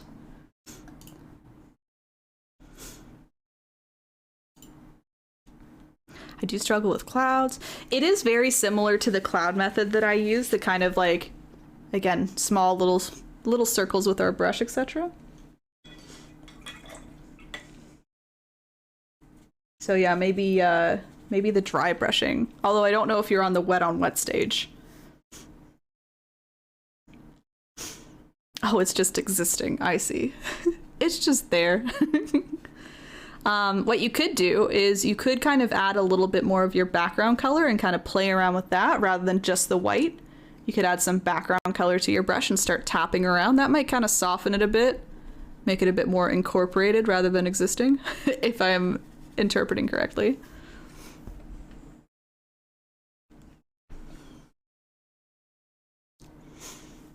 Still under construction. Oh yeah, all of these places have little tapes on them saying under construction. Yeah.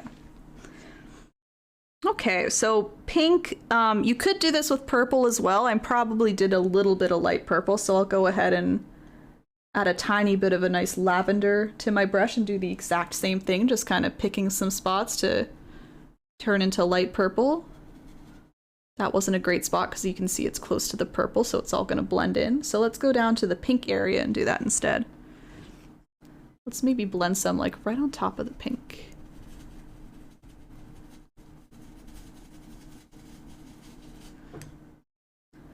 Maybe, yeah, a little kind of on the edge here, on the end.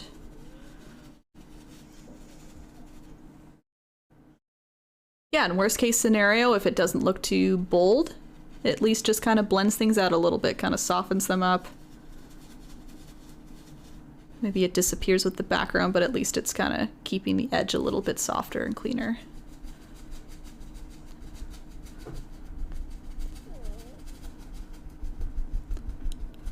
Ooh, like up here, actually, light purple and dark would be nice. Let's do a little up here.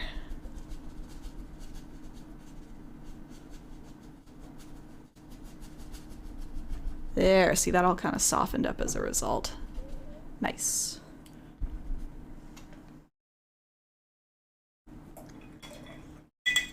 Okay, and then there's one more color that I added, and I'll go through that with you now in case anyone's wondering how to mix it. That peach color, I keep referencing like a yellowy peach. So I chose peach just so it matches a little closer to the pink. If I did straight yellow, I thought it would be a little too bold in there, so to make that color that I added more in the center here, mixing three things. I'm going to mix together white. I'm still using the medium round brush, by the way. White, a little bit of red. Where are we here? Hi there, Hughes. Welcome in. Were you just streaming? Let us know what you were up to. I can't do a whole lot of showcasing right now because I'm doing a tutorial, but would love to hear what you were up to. I mixed together white with a little red and a little yellow as well. So you can see what's being created there is more of like a warmer pink. So adding that little bit of yellow is what gets you to that peach tone. And you can make it as bright or as light as you want. If you want it super pale and light, just keep adding white. If you'd like to brighten it up, you can add little bits of red and yellow to make it a little more bold. I'm gonna go around here though. It's kind of like a flesh tone in a way. Again, adding a little to my brush. If you were just mixing that, you might actually want to just wash off your brush, because when you're mixing the color, it's going to get really embedded in your bristles, right? So if you want to start really fresh, you can wash off your brush, just tap the very tip into the peach, wipe it off if you need to, and then have some fun. Here it comes. Hunter Raid. Oh, hi kid, welcome in. Good to see you. Kids Creations, everybody. Hi, no worries. Was doing a watercolor tonight. Oh, lovely. I'm doing well, thank you. So yeah, I didn't fully explain. Thank you for the follow. I'm doing a step-by-step tutorial right now, so I'm kind of in tutorial mode, which means I'm quite concentrated on teaching the painting. Usually when I have raids come in, I love to check out your Instagram, check out your stream, but I can't pan away to do that right now, unfortunately. But yeah, people are watching along. Some might just be watching, some are painting along for sure. And I'm teaching them how to paint a painting. You can see the original above me. That was what I made a couple weeks ago. And now I'm repainting it with everybody just to kind of teach them how to get to my final result step by step. I'm on the peach stage right now. So yeah, adding that peach. In my original, I added the peach. You can see more in the middle here, kind of at the start of our little galaxy trails. But again, if you like this color, add it a little more. I'm gonna trail it up kind of the side here, maybe. Let's go a little higher up. And again, play with the peach a little. Like if you wanted a little more yellow, maybe you do like the yellow kind of coming through, add just a touch more yellow to see what happens. Or add a touch more red to bring it back to the pink, you know? I just added a little yellow to mine. I think that was a little too much. Oopsie daisy. Mix that in a bit better. There we go. Excuse me. So it's showing a little extra kind of yellow now. But it's nice. It just adds a little bit of a warm touch to our galaxy. Look at that, just peeking in there. So lovely. And if at this stage, by the way, if anyone's starting to worry about the amount of white they're covering up, don't worry. You can see I've covered up a lot of my bright white, especially in the middle here. I will be going back to add some kind of blobs of white to really help bring that back. If you liked the nice bright center, I will be doing that later. You were just complaining about watercolors takes too long. Oh yeah, oh yeah. I don't know how you do it, Hughes of Hunter. We were just all talking smack about watercolor and oil paints because it takes too long to dry. I don't know how you handle it. You love them? That's so good to hear. People make beautiful pieces with watercolors, but I just can't handle like the drawing and the planning of watercolors for me. You really gotta like plan out where you're putting things. Because correct me if I'm wrong, there's less layering, there's less opportunity to like cover things up. You almost have to plan where your light stuff is going, where the dark stuff is going. Yeah. So I applaud you. I applaud you and others who use that medium for sure. Yeah, I just cannot wait. Exactly. I agree. The end result is gorgeous. Oil's gorgeous. Just can't do it. Okay. I think I will go in and do that last little bit here. Maybe I can take a quick little break after that. Not break, but, you know, couple extra minutes. And then we're going to sprinkle some stars on. Ooh. Okay, so if you missed that last little bit there, I'm just doing the last little step in our galaxies, I guess the more direct step, last direct step. I'm going in with a little more white again, just adding one more layer because we covered up a lot with our colors, or maybe you didn't. If you have a nice amount of white left over, you can just leave it as is, but I definitely covered up a lot of our nice white spots in the middle, so I'm just going to re-add those in wherever I want. So you're kind of, again, covering up a little bit of your color you added, but still lots of nice indications all the way around, nice and soft. I don't remember this section of The Last of Us. It's the bonus downloadable content. So maybe you've never seen it before. I got exclusive content from Naughty Dog, actually. You're seeing never before seen footage when Ellie and Joel go to space and drive down a bridge to nowhere. That definitely matches the vibe of the game. Oh, you're all so lucky. The next episode starts in 15 minutes. Oh my gosh. I'll probably have to watch it after. Ooh. So same idea, just stippling that on, just tapping my brush. Maybe a little extra here.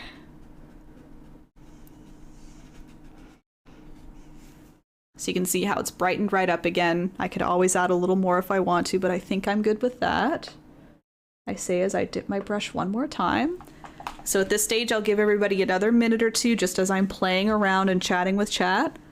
And then I'll move us on to the star stage. Galaxies are technically clusters of stars, but we're going to add stars everywhere. We're going to glitter this thing up. I feel like mine is way too much like galaxy white. I did keep I would say honestly mine is a little more minimal. I feel like a lot of galaxy paintings, photos, whatnot, it's like taking up the whole sky, you know? Like it's way wider, way thicker. I keep mine a little more subtle and thin. So I wouldn't say you're off if it's looking a little much, but you trust your judgment. Yeah, if you think it's a little much, you can always dim it back down. Yeah, too much white. There you go.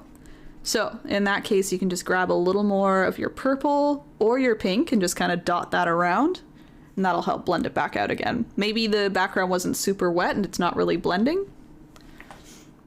That would be cute, honestly, Brittany, a little alien saying hi. You got ideas.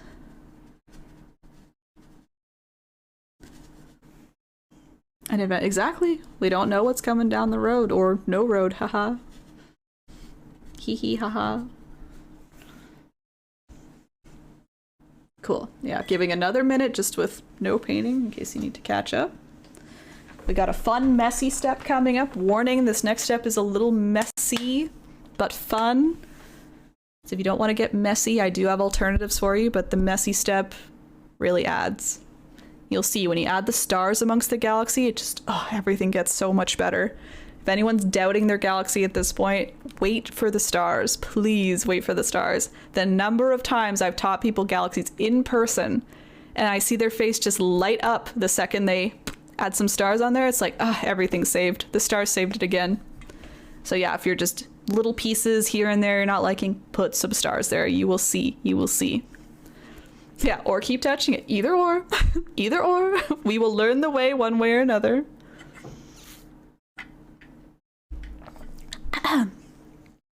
Let me show you the stars. Let me show you how much this changes. All right.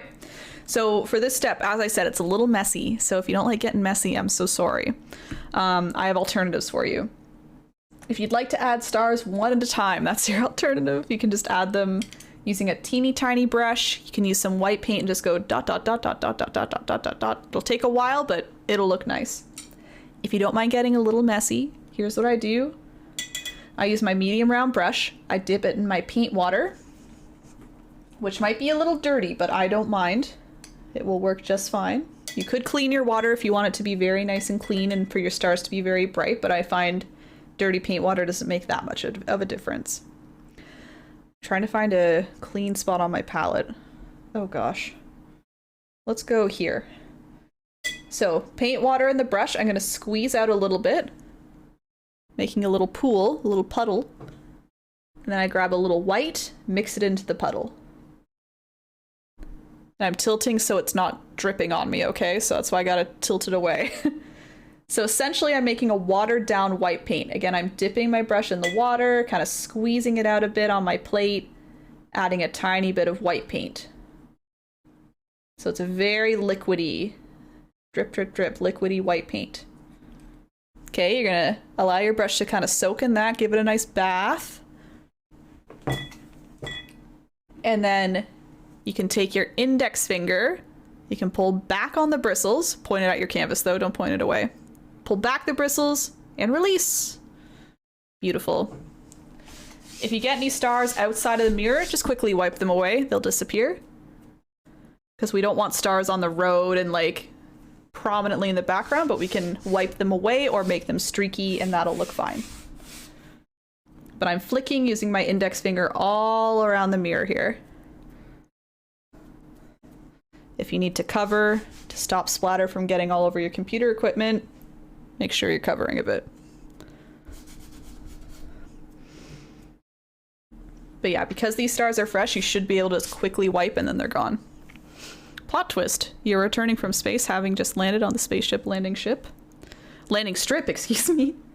True, it could be a little rocket ship landing with a nice little drive-a-side mirror. So true, doesn't need to be a car.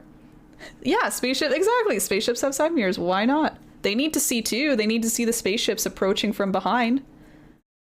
Objects are closer than they appear, etc. You know. Okay, so you can see splatter, splatter, splatter, splatter, splatter. And I think this just makes the galaxy 10 times better when it's surrounded by all these lovely stars. I also like to try specifically to flick like right into the galaxy because as I said before, right, galaxies are just big clusters of stars. So technically we might see like a little more kind of star action right around these galaxies. So I really try and get nice and close. Flick, flick, flick. Get some nice big clusters in there. Goodbye, goodbye. We don't need you down here. Goodbye. Maybe I'll do one more round of flicks.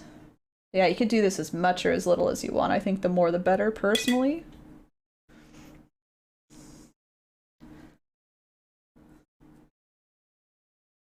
If the flicks aren't working, just try mixing up either a little more water into your mixture or a little more paint. It's kind of just figuring out what works there. You don't want it so liquidy that it's like dripping all the way down your brush and not flicking onto the canvas, but you don't want it so thick that it won't flick, right? So just kind of play around with the consistency a bit if you're having trouble. I think thinner is generally better, but you can definitely go too thin. So add a little more paint in that case if that's happening. Cool. Okay, time to wash my hand off in my dirty paint water cup. Get a little clean before the next step. Hey OCD, welcome in. Thank you for sharing that. New feature on Twitch. Watch streaks. Hope you're doing well. We're just getting through our little toot painting today.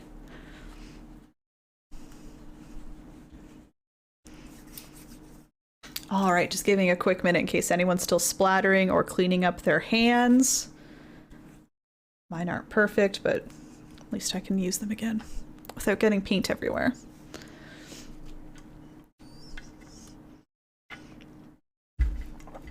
Just comparing my original to new one.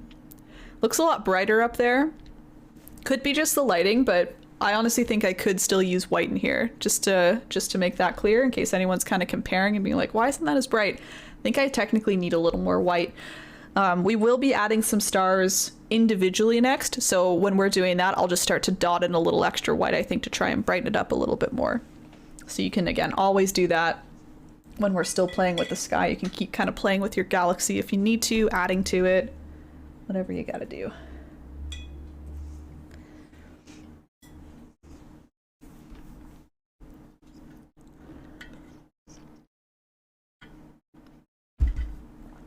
All right, so timing wise, I see we're coming up to almost 2 hours of painting, which is like shocking. I feel like it's only been an hour. So this is definitely going to be a little longer than 2 hours, just so people know. I would estimate we're probably going like 2 hours 15 to 2.5 at this point. We won't be getting to 3, don't worry, but we're going to be over 2 hours, just so everyone knows timing wise. It's trying. Oh, if you have any specific questions, Brittany, about it, let me know. I'd love to try and help you through it. Otherwise, as you know, when I'm done the toot, if you want to send me some photos so I can see, I can give you a little more direction. I assume it's just a lot of blending needing to be done, though. Steve Ray, I assume you're popping off for Last of Us. Enjoy if you are. I'm jealous. I see that time coming up, and I'm like, I want to watch, but I can't. I'll look for it a little later. Hee hee. Have a good one. Oh, just no direction. That's okay too. Again, like, I feel like galaxies, such a broad term. It could be more of like the Milky Way where it's a little more like a trail. It also could just be whoosh, like a big explosion. We've seen the photos that new fancy telescope is taking. So many different kinds of galaxies it's finding. So many just different styles and patterns. It's so cool. There's ones that look like pillars, right? So many different kinds. Okay, let me start adding some individual stars and planets. If you want to do some cute little planets in the sky, I'll teach you how to do those.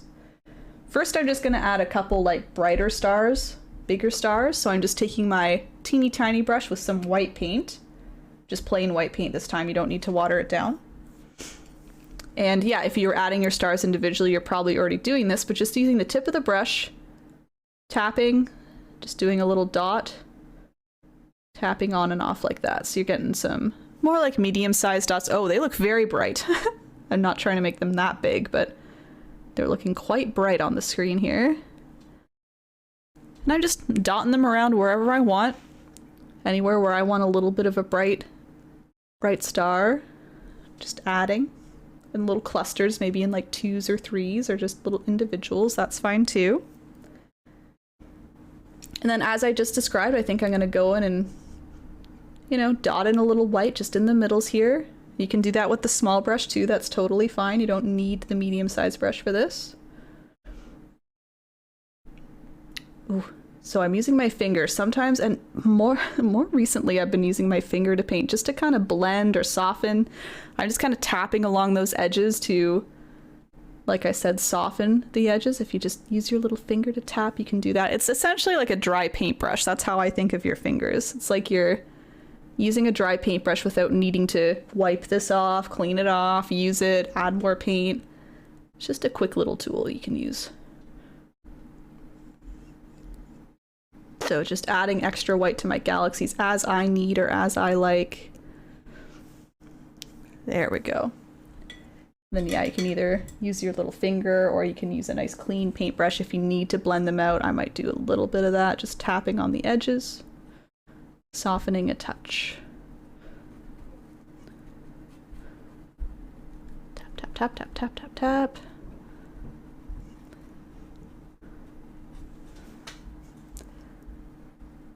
Cool. And you can see now it's a lot more similar brightness wise. I could probably add more of this white to make it match my original, but just in general brightness wise is matching a little bit better here.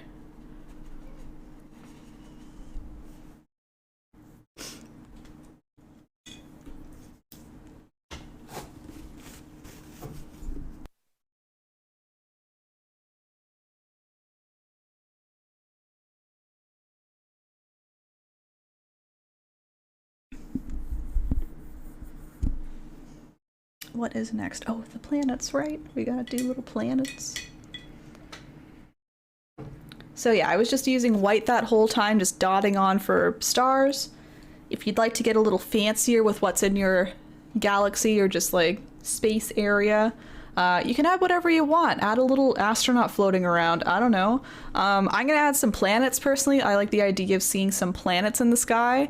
Again, this is a very like fantasy painting. I'm not worried about things being accurate, you know? Ooh, you can't see Saturn if you see Jupiter.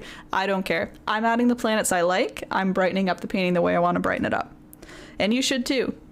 So what I'm going to choose to do is I'm going to make an orange. I'm going to add a couple big dots of orange for like Mars or Mercury or something like that.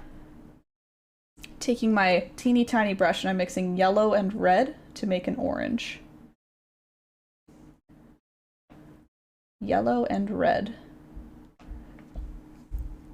Nice bright orange. I'm just gonna put like a medium-sized dot up there. See that kind of glowing away? And maybe I'll add a dot like over here. Nice like fiery orange. Ooh, you can barely see him, but he's right there. If you want them even brighter, you could also add a little white to your orange. That'll brighten it up against the dark purple. So for example, there's that one there. He looks a little faded out. If I were to add a little white, excuse me, to my orange, I'm gonna apply this new color on top. A lot brighter. Well, not a lot brighter, a little brighter. So if you think your orange is a little dull, especially when going on top of dark colors, just add a little white to it and it'll help kind of stick on top a little better. Oh, my road has stars now. The sky is falling. Kind of a cool concept though. Kind of a cool concept. I was just wiping them away with my finger, Brittany. If I had any stars where I didn't want, I just went. As long as they're fresh, you can just quickly swipe away.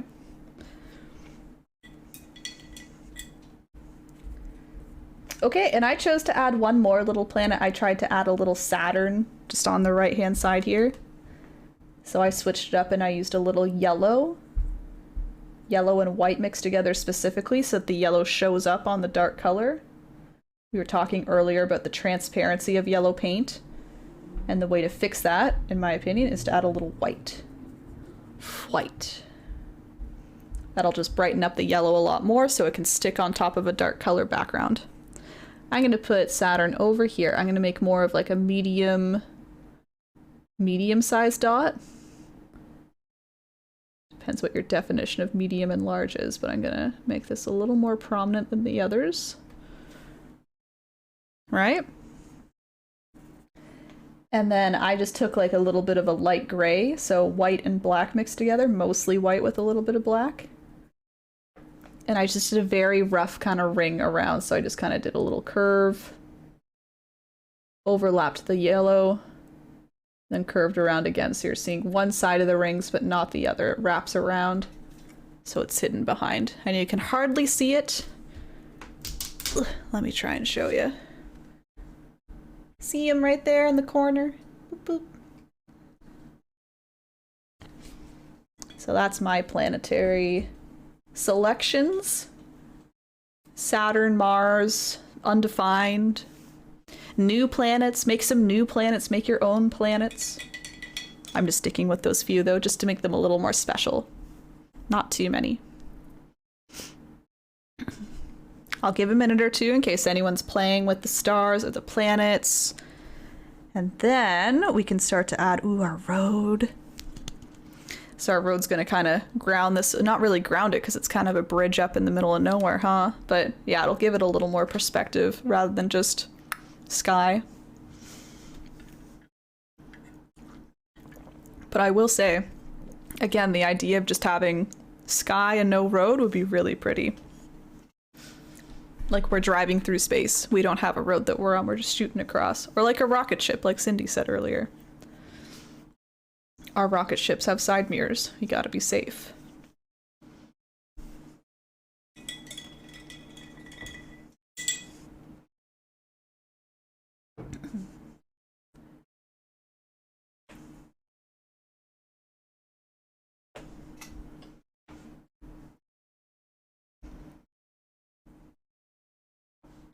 Do, do, do, do.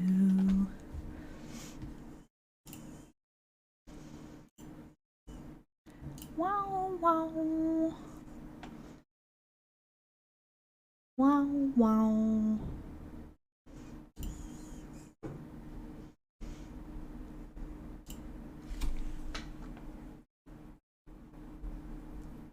All right, hopefully that's enough time. Or again, pause me if you like, or just ignore me for a bit as you work on whatever you're working on. I'm gonna start to move us onto the road just to keep us moving here.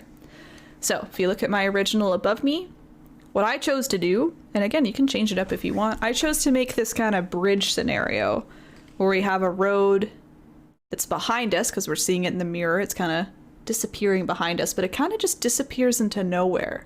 I didn't put like a piece of land here or like some trees or anything. I almost did that, and then I was like, no, I'm just gonna leave it be.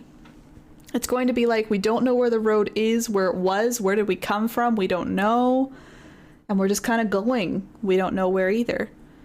So all I did is I chose a vanishing point. That's where my road is going to quite literally vanish.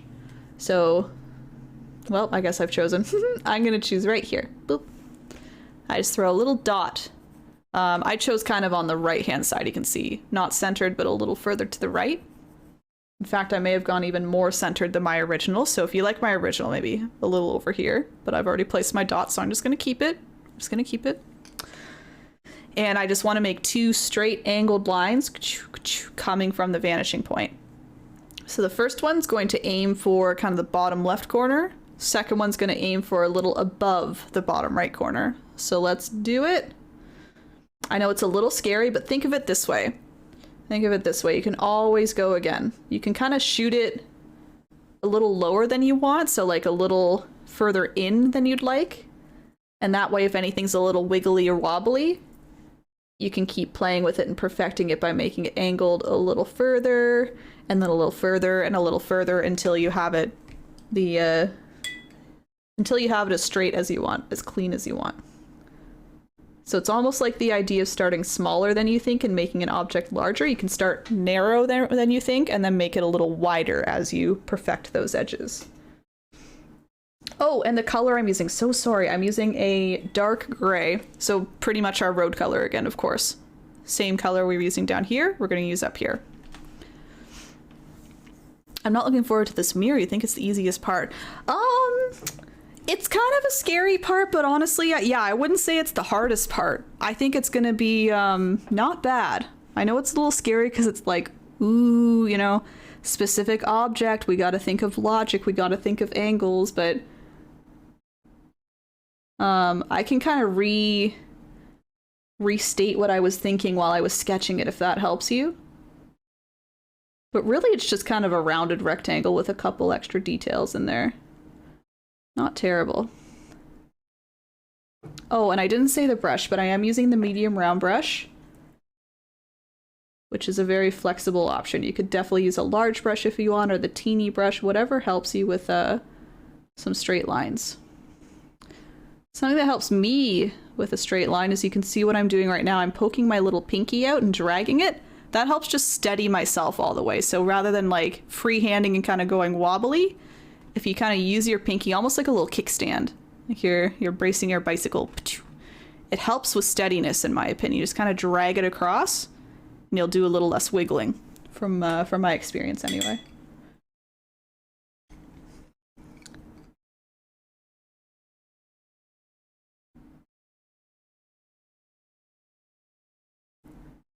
Okay, I'd say that's pretty good. I just gotta do the other side here. And again, you want to make sure it hits the edge of the mirror. If it happens to go a little inside of this black part of the mirror, that's okay, because we'll cover it up. So I've reached the edge, but I haven't gone over the edge. Oh, no worries. Yeah, Brittany, go for it. All right, where did I see to shoot this one? Just a little above the bottom right side. So I'm starting from our vanishing point. I'm creating a little bit of a tip or a point there. And then expanding this way. There we go. So yeah, I think in my original, my road is a little lower down as well. Lower and to the right. This is quite high up, which is okay. I think the perspective still kind of works here. It just looks almost longer because it's going further away. It's going further up. Vanishing a little further up. Either way, when you're done with your two lines, you're just filling this in with gray. So I'm just grabbing my gray, stroking it in. You can see kind of going the direction of the road here. Whoopsie. So yeah, either streaking down or kind of angled like that. Filling it all in.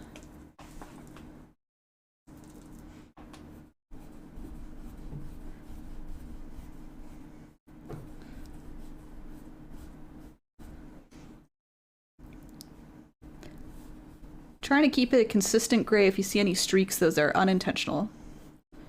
Trying to keep it the same gray the whole way.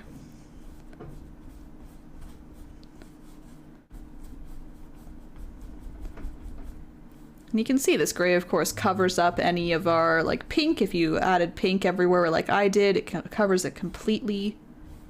So we don't need to worry about that. Nice, there we go. Looks like a little bit of a pyramid right now. A little bit of a structural landmark, but we'll turn it into a road momentarily. Just gonna fix up our little tip here.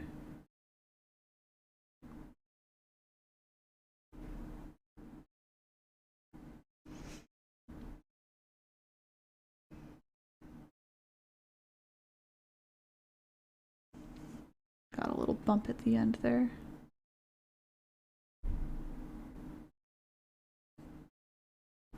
There we go. Trying to make it as clean as possible. No blending here, just a nice straight, clean edge. Cute.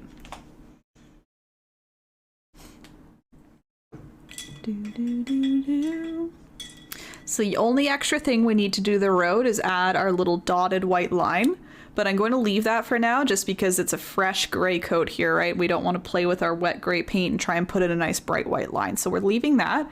Instead, I'll move us up to the bridge part. If you'd like to add the bridge, maybe you just wanted a nice road, you know? Don't need to add the little suspension bridge part if you don't want, but I'll teach you how to do it.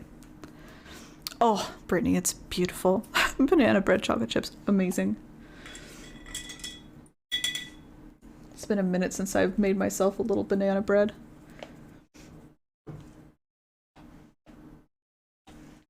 Okay, so for the bridge part, I did use black. I know I said I'm saving black for the mirror part, but I guess I broke that rule with the little suspension bridge part.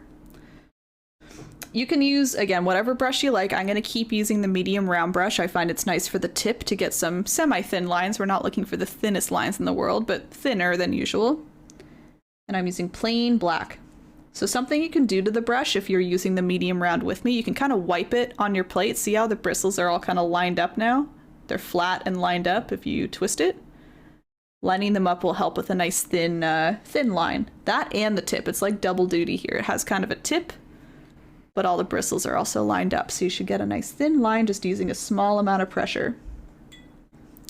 So what I started with, I kind of struggled with this perspective a bit, honestly, but what I started with is I wanted to have the bridge part, the suspension bridge part, starting a little before, or sorry, after the vanishing point, before or after, however you think of it. So we're not putting the start of the bridge all the way out here. It doesn't really make sense that it would be disappearing all the way out there, right? So my idea was start the bridge a little closer to us. That way we can put 2 little posts and then 2 nice curves and all the little suspension parts. Okay, so I'm starting again a little lower than that vanishing point. And I'm trying to keep the 2 posts level horizontally. So if it helps you, you can use your brush like this or use a second brush even. Let me do that. So I'm trying to make a horizontal line, horizontal as in flush with the canvas, right? See how those are parallel? And I'm going to put 1 post on one side, 1 post on the other side. Make sense? You can keep the brush there if you want. I'm just going to make a little tick mark and a little tick mark. All right. Ooh, that looks a little tilted. Let's try again. Ooh, yeah, I tilted it a little bit. That's okay. I'll just thicken from this side a bit. So I'm going to make these posts a little thicker.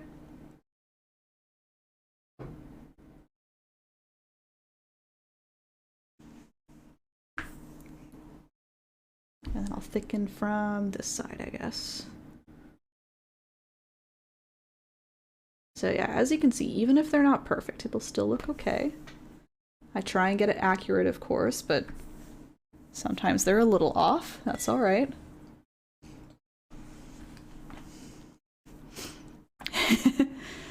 Big fans of the banana bread chocolate chip combo. Oh, that's okay.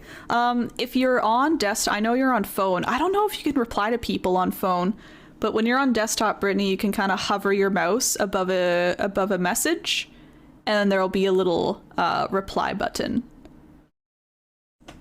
Or I guess you can manually tag. You just do @ and then the username, and it should autofill as long as they're active in chat. But otherwise, we figure it out. It all makes sense in the end. All right, so 2 thick posts. So again, I thicken them up just by stroking a little extra with my brush, trying to make them a little wider so they're a little more prominent. And now I'm going to do our 2 big curves. So again, what I think helps is just finding kind of an end point to aim at. So I'm going to aim my curve to maybe about the first third of the mirror. So if my corner's here, I'm going to go about a third or maybe even a quarter of the way down. Just do a tiny little tick mark there. You can even do a tick mark like in the mirror, so it's going to be hidden eventually. But yeah, I like to give myself a little goal point, you know? And I'm going to make 1 solid curve going up like this. The curve is going to stay a little lower down to begin with, and then it'll shoot up a little quicker by the end. So make it a little more level at the start, and then kind of shooting up a bit extra at the end. That's because it's further away, it's going to look a little lower, I think. Based on the reference photos I saw. I'm sure there might be engineers, architects in chat being like, it's so wrong, this bridge would fail, this bridge would fail. You know what? I'm trying. And this is our fantasy land, so my bridge is going to work no matter how it's constructed. Here we go. Black paint, starting at the post. Doing a little bit more of a level curve to begin with. And then shooting up a little more drastically by the end. Ta-da! Hi Rosie, welcome in. Thank you for the follow. So yep, aiming for that little tick mark. If you want to do it a second time, you can. Maybe you're able to go again. Nice and slow, trying to keep everything nice and clean. Ooh, that got a little thicker than I wanted, but that's okay, that's okay. I'd rather it a little thicker and a little cleaner, honestly. But you do you. If you'd like to go 1 stroke and leave it, that's fine as well. Mine's just a really really secure bridge, using some thick cables here. Yeah. And I'll do the same on the other side. I'm just looking at my reference.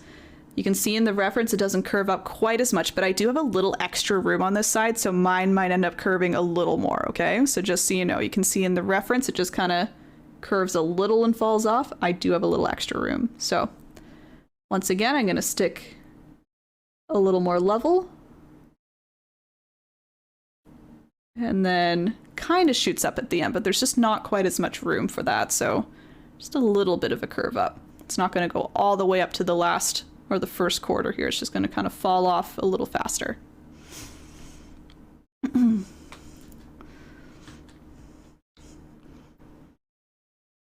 Oh, long click. Oh, is this a mobile hack there?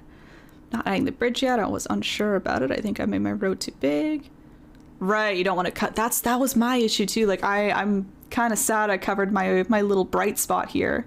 I like in my original how my road's a little lower down. So again, word of caution, if anyone likes my original, keep the vanishing point a little lower down here, and maybe even a little off to the right so you get all this nice empty space here. Whatever you feel though. Maybe you really like the road, you want to take up a fair amount. That's fine too. Oh, Rosie, hey, welcome to the chat. Looks so pretty. Thank you, thank you.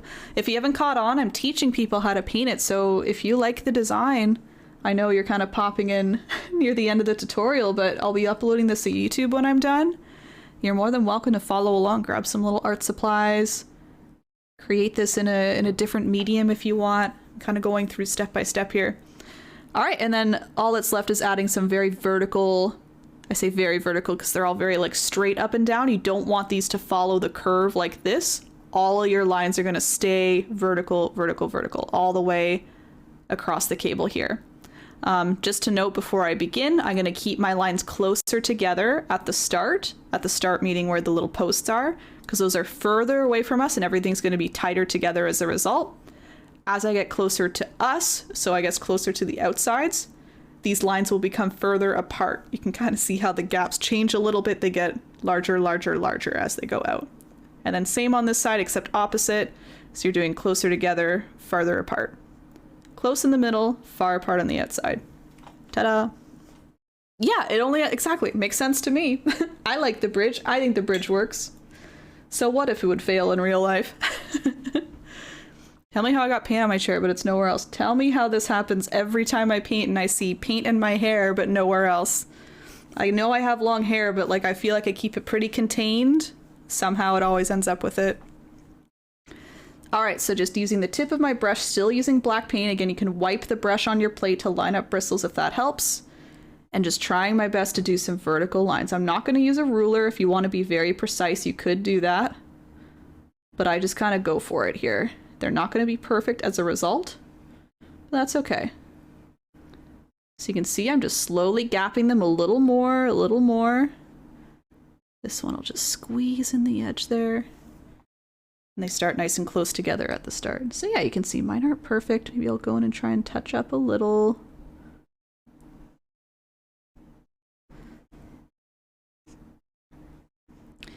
And if the black paint kind of went into the road here, maybe you did some longer streaks, just take some gray and blend it away. No one will know the difference. And again over here.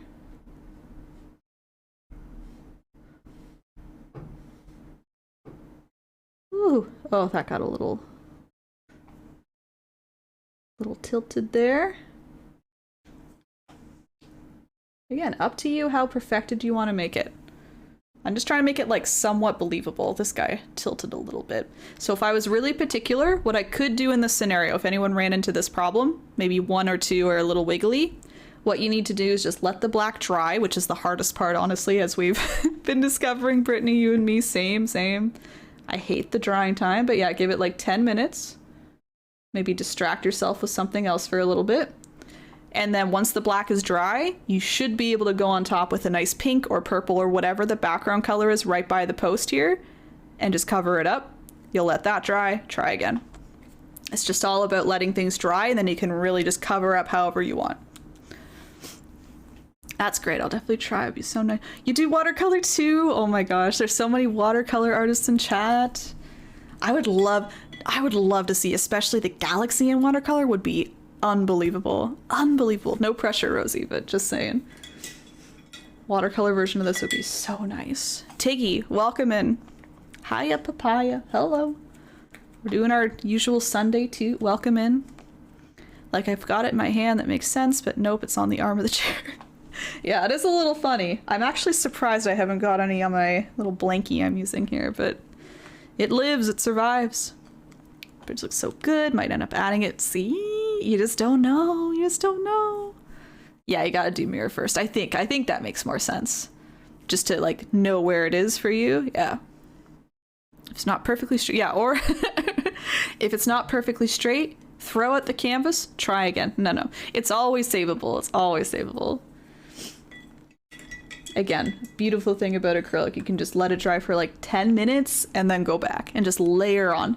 If you're trying to cover a dark color, just as a heads up, you might need a couple layers, you know, especially of like a light pink or something. But I find as long as you're loading white in your color, it really covers nicely. It covers even black or like dark gray super nicely.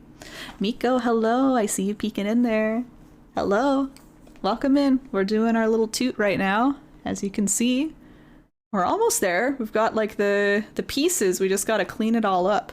Oh, I need to add my dotted line. Right. So last thing remaining in the mirror, just a dotted line down the road. Okay, let's talk about perspective again.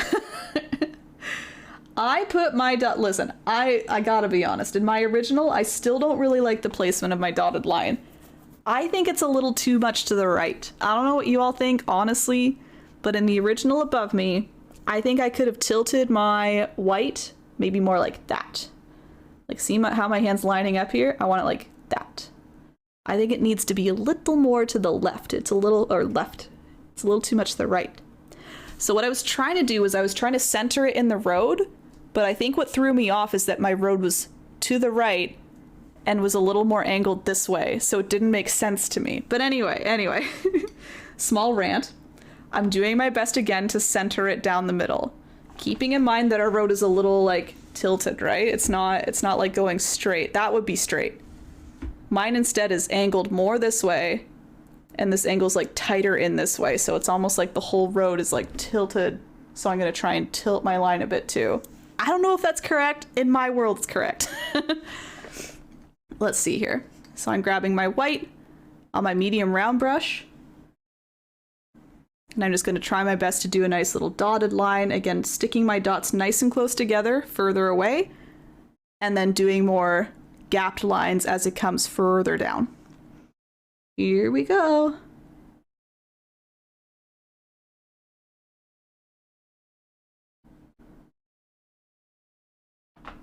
Oh, kind of tilted at the end. Pretty good though, pretty good. So at the start, I was just tapping my brush just little, so they're more like dots at the start. And then as I got closer to us, I started doing small little lines instead. They're all very tight together. And then the lines got a little longer and a little more spaced apart. I could throw some gray there, fix up that last line. It's pretty much dead on. I think I have like 3 canvases half painted because I hated how they turned out. If you want, just a suggestion, if you feel like you just don't want to revisit, you know, the design you were working on, just throw white paint on them. I think that's still less expensive than getting a brand new canvas. So if you want to salvage them, you could just start literally anew with those if you wanted. I've definitely done it before here and there, where I'm like, you just kind of like grow out of a design in a way, and you're like, I just have no interest in finishing, and that's fine. That's fine. Just paint white over top, start again. Maybe I should bring those out to... Yeah, that's what I mean. Just like new design. You don't need to worry or stress about what you were making beforehand or how to save it. You're just like, nope. New try. Yeah, something easy you can do. You can grab gray on your brush and just kind of stroke along the edges of these white dots or dashes, and that'll help clean them up even more. And as long as your gray matches the road color, it'll be, indistinguishable. So you can just kind of cut those edges, make them nice and straight. I went over top a little bit, so I'm gonna fix that. I have to wait for the VOD. I want to try this painted out. I'm late. No worries, no worries. The VOD will be there, and then YouTube will be there even after the VOD, so you have unlimited time. That's why I do YouTube, because the VODs disappear eventually. YouTube's like the little time capsule that holds things forever. No time limits. The black outside of the rear view mirror is too gray, so when it dries I have to make it more black. There you go, yeah, yeah. If you keep adding black now, it's gonna just keep mixing probably, so you've got the right idea. Just give it a little time.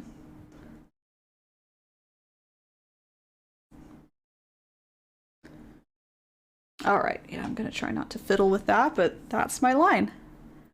Happy little road dots. No crossing. Yeah, you could do solid single, you could do solid double. Very true. Yeah, I don't know if it's safe that I'm encouraging people to cross over on the bridge. I think you're right. I think no crossing would be much better. I'm like, yeah, just weave in and out, it's fine. You're just on a bridge in a galaxy. There's nothing below you but space. Totally fine. Fighting demons, you're fine. You're just, you're fighting and you're winning though, because you're adapting, you're changing it up, and it sounds like you're liking it the more you do it, so keep her going. Beep bop beep beep beep boop. Okay, I'm gonna give a quick extra minute and then we're kind of at the final stages of cleaning it all up with the mirror. I hope that the mirror is going to be a lot easier than a lot of you think. I think it's intimidating because it's very clean lines. Like I was saying earlier, it's like a real life object that you want to get proportions right on. But we've done a lot of the sketch work already. It's a lot of just kind of outlining now, you know, cleaning up the edges and then just a little bit of highlighting, which I'll lead you through step by step. So hopefully not too stressful. I cannot see my mirror taking less than 30 minutes. I'm also watching the time, and I'm mind blown at how quickly the time is going for this one. I thought we were going to be 2 hours easy, and we're already at 2.5. So thanks everyone for hanging in there. I usually like to keep my tutorials closer to 2 hours. Excuse me. A little more manageable time-wise. But maybe this is one where you can take a little break halfway through. Or just do a mega paint, you know? Do as I'm doing and just, say, all right, I'm going to challenge myself to a nice 2.5 to 3 hour painting this time. Unintentionally, that's what it turned into. Laughs because I have no sketch. That's true, that's true. But you chose this life.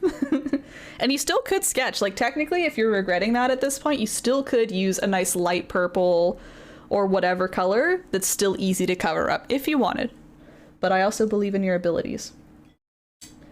All right, speaking of, let's test our abilities and start filling in this mirror. So I'm going to keep using what's seeming to be my favorite brush here, this medium round brush. And I'm going to use that rather than the big brush, even though we have a big area to cover, because this brush does better on on curves, and I guess corners. Whereas my large flat brush, all the bristles are lined up, so it's a little harder to make nice curves with them, nice tight curves, you know, at the corners. So medium round for me. And I'm using plain black paint, so no need to mix anything. We're going to use plain black everywhere. And then what we'll do is we'll use some light grays or even some white to do the nice highlights on top of the black. So we don't need to plan ahead or, you know where the highlights are going quite yet. We're just going to use plain black everywhere. All right, so nice and easy. Black paint. I know it's kind of scary, but here we go. We're just filling in the outside of the mirror. So anything around the mirror part itself and inside of the background, we're just filling it in. So kind of reforming our sketch that we had. Maybe you see little pieces of the sketch, maybe you see all of the sketch, both are good. And just covering it up. So yes, I am purposely trying to put this black on top of any sketch marks I see. That way I am really cleaning it up, right? So we don't want to see any of those sketch marks kind of coming through or left behind by the end. And then just as a general tip, I like to concentrate on one edge at a time. So you can see I'm really looking at the outside edge right now. I'm not worried about the inside edge. I'm going to keep that messy for now. I'm going to work my way all the way around the very outside first. And then I'll focus on the inside. Just because I want to get like the outside the way I want it first, like the overall shape of the mirror. And then from there I'll clean up the inside once I'm confident with the outside. Okay, so coming across and then doing a quick little curve down. For that little piece hanging on there.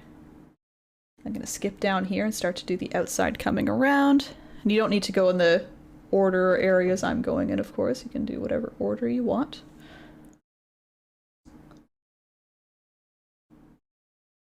So again, it was at the start of the tutorial that I did kind of the sketch tips here for the shape. I'm just following what I've already done.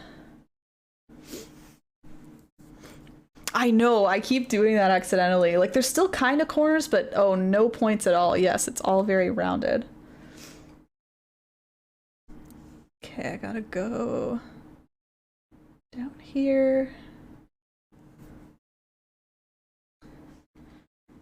Just gonna find the sketch here. I think it was right here.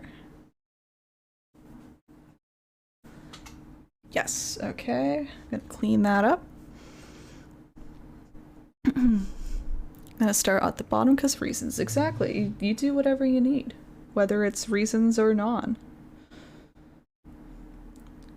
Whether it's because you want to cover something quickly so you can stop looking at it, or just because you feel it, that's fine. Start wherever you want.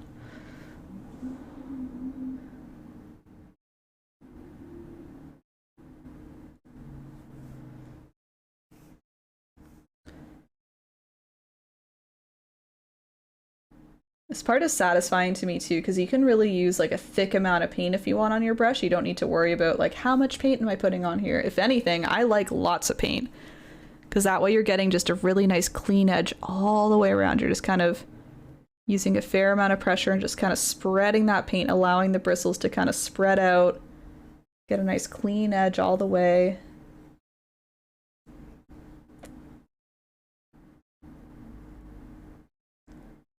And if you ever reach a point where you feel like you made too thick of an area, like too much black, and maybe you've like gone over your initial sketch, or, you know, something just took over, you just added way too much black paint. Again, all you need to do is let that dry, and then you can use whatever color is closest to the edge you're working on to kind of chop it up a little bit. So if I didn't like this bottom part, if I made it too wide, use some gray, go on top, and it's not a problem anymore. It's not a problem anymore. Okay, doing the left-hand edge. I'm having a little trouble seeing my outline on the left specifically, but I think I'm okay. Just might have to redo my little corners a bit more. Yeah, my rounded corners are too rounded. That's what I mean, they still kind of are corners, you know? There's still a little bit of a sharpness. It's just kind of rounded. Mm-hmm.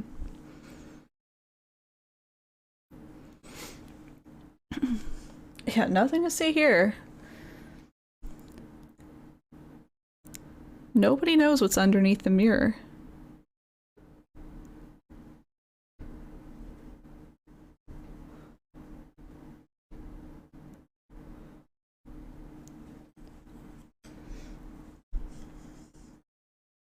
Oh, I gotta widen this a bit, huh? Remember how it kind of curves out a bit?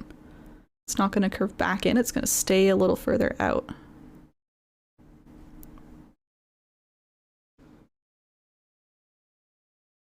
Like way out there, and then it's going to curve into here.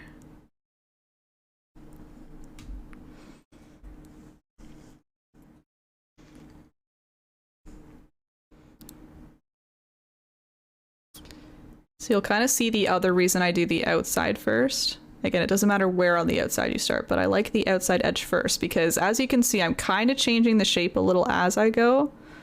Like, that's half me following the sketch and also kind of figuring out where my sketch is, right? And kind of looking at the reference, trying to match it. So yeah, certain areas might start to become way wider than other areas. So I do the outside first. That way I can get the shape of the mirror down, or the outside of the mirror, the casing or whatever. And then what I can do is I can match the width all the way around just by playing with the inside edge, if that makes sense. So I'll alter this mirror part so that it matches, so that I can get the width consistent all the way around, right? I'll explain that a little bit better when I start doing it, of course. Still trying to concentrate on getting this shape right over here. And again, be patient with yourself. It might take a little time to get things the way you want. I keep waving that. I keep doing a little wiggly wiggly. Ah, my canvas moved. There we go, that's better. It ain't no mirror. What if it's a shard that you found in the galaxy and it's kind of reflective, but it's not quite a mirror, and it's just kind of floating and showing you what's behind you? What if, what if it's a whole different storyline? Hi Todd, hands out cheesy thank you, thank you. Yum, yum, yum. Cheesy plasters.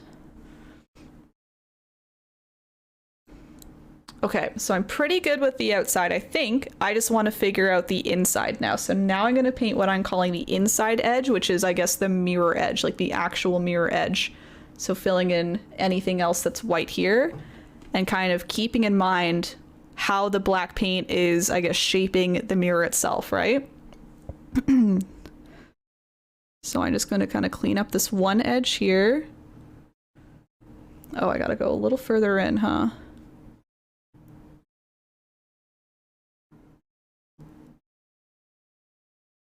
Oh, that's quite thick. That's okay. It's a little thicker than my original, but I'm going to try and match that width all the way around, or at least make it so it kind of blends, not blends away, it kind of like changes to a thinner width on the way. Yeah, I could have left that a little more open. That's okay. We can alter a bit. I can even show you how to like really fix if you need to. Okay, so getting a nice thick edge all the way around. Let's bring that up like this.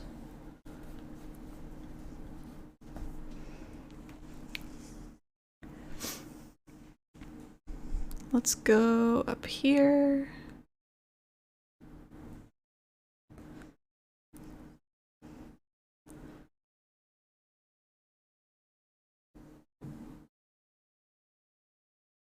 Getting that nice curve in there.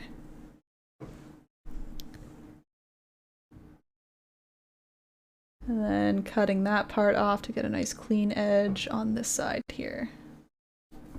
And then you're filling in anything else with black paint. If there's any gaps at this point, any white space, you're probably filling it with black, unless you have plans for it to like incorporate into the mirror or the sky or something. But for me, I'm just filling with black all in here. So it looks like a very just deep, dark black space right now. But as I said, when we add the highlights, that's when the shape is really going to start to take form. All right, so I'm going to start to point out, I'm going to be honest about my painting here and tell you what is throwing me off a bit, okay? Because everyone makes little errors here and there, and I make my mistakes. I want to fix them. So let me show you what's throwing me off. It's this part right here. So how I spotted that is I kind of went around and looked at the width, right? See how the width is nice and consistent here, nice and consistent here, and then it goes boom, boom, and it's all thick in here. So that's what's throwing me off. So it's a little harder to fix, unfortunately. It'll take a little time, but again, I'll tell you how to do it. And I think I said it already, but just in case, if you're like me and you have a piece that you want to turn into mirror again, you will need to let this part dry a bit. You could even, you don't need to use your finger, but you can wipe off some of the paint just to help with that drying process a bit. I'm just kind of wiping off any fresh black paint from that little corner. I'll revisit this section maybe at the end, and I'll show you what it looks like to kind of cover up the black and fix it up in a way. What I will do once the black is dry, I'll just create a pink. I'll kind of cut this out here and kind of reform a mirror rather than the black casing, okay? So just so you can see that, but for now, just try your best to keep everything a nice width so you don't have to go and clean up later. But again, there's no shame in needing to do that as well. Happens to everyone, especially in paintings like these where you're creating not necessarily a silhouette, but like a nice big border. It's very possible that maybe something becomes a little misshapen, or you wish you could change something up, and again, you still can. You still can. But yeah, I think everything else is looking okay. I could really pick this apart if I wanted to, but I think it's looking generally pretty good here. I'm gonna curve that a little more.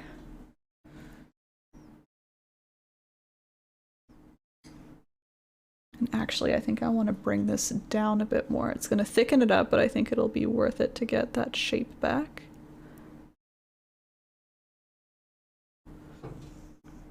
Yeah, just kind of curving it down a bit. Okay. Oh, Erin, did I tell you we're going to Japan for my birthday? I don't think so. That's very nice. Tiggy, is that going to be your first time there? Nibster, I don't want to be rude, but it seems like you're kind of here to stir up some stuff. Am I wrong? You're trying to stir up the chat to be a little more going in your direction here about, about topics that no one's talking about, Nibster. I want to be sweet and kind, but I've got eyes on you, okay? Just giving you a heads up. We're going to Tokyo Disneyland. That'll be fun. That'll be fun.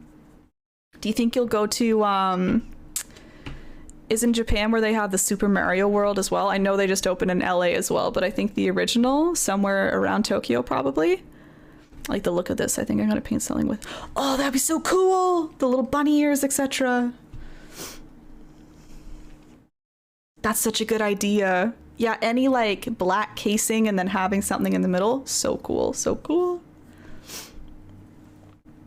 Okay, so I'm gonna move us to the next step. I wouldn't say a little quick, but maybe a little quick, because once again, we want this black to be a little tacky, a little fresh, and that's because we're doing a mixture of like some grays, some whites, and I found the easiest way to do that was to just use plain white paint and just have it blend into the black to make some kind of lighter or darker grays.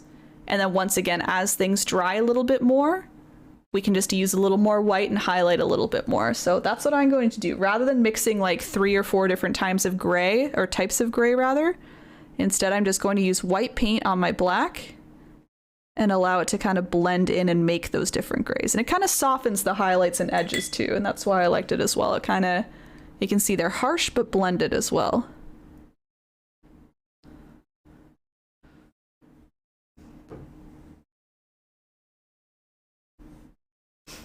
Sorry, I was fixing up a little corner there that I didn't like. All right, let me show you. Let me show you. Okay. Oh, wet brush. I'm still using my medium round.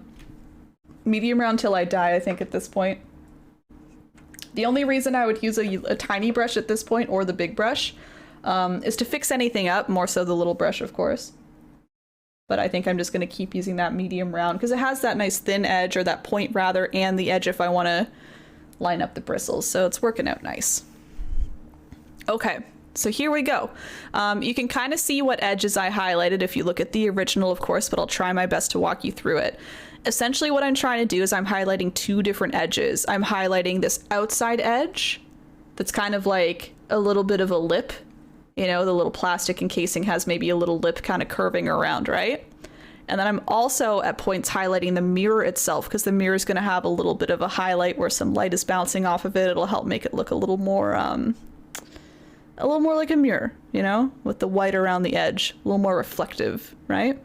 So kind of 2 spots, and I'll try and point out, you know, what spot it is as I'm working on it.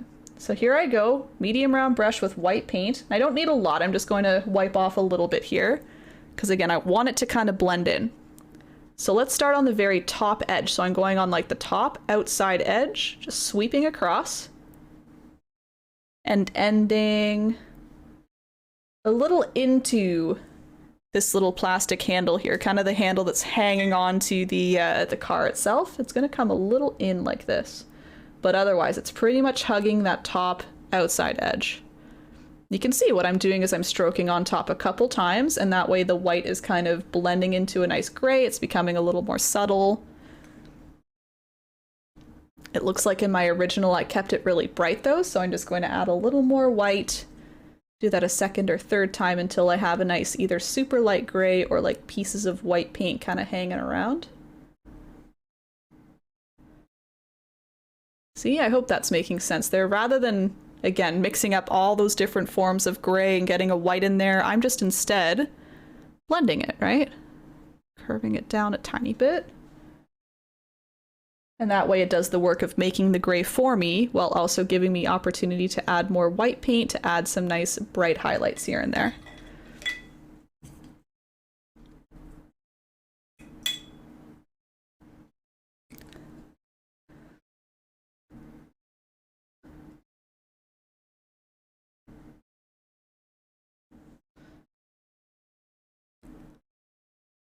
And if you ever get to a point where you feel like your white just keeps getting eaten up by the gray, like it keeps blending away and you're like, oh, I want a nice bright white streak, but I can't seem to get it. You can just leave the area alone, of course, let it dry a little more, and then you can go back and add a little extra white to really get it bright. So I'm kind of at that stage now. If you saw, I was adding white and it just kept blending away, so I'll leave that as is and I'll work my way around and do some more highlighting. All right, let's do a little highlight in here. So kind of separate from that edge I was just doing, I'm just going to stroke on a little bit of white, just in a couple little diagonal strokes. Oh, you can't see that. Give me a sec. There it is. Couple little white strokes. I'm going to wipe off my brush and then blend those into the black. So it's kind of just highlighting the little piece that's hooking us onto the car. And a little more of like a soft blend here. I'm not really making a line as much as just like a nice light gray highlight on top. So hopefully showing like the larger piece there. Okay, one moment please.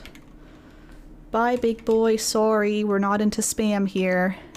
Bye bye. Practice your coding in another chat, so sorry. Right, so everyone getting that? More of like a gradient, less of a nice distinct line, more of just like a nice gradient going from a nice light gray down. And again, that's naturally forming because my brush is picking up some of the wet black paint, blending it into the white, making a nice dark gray, light gray, etc. Again, add as much or as little white as you need. There we go.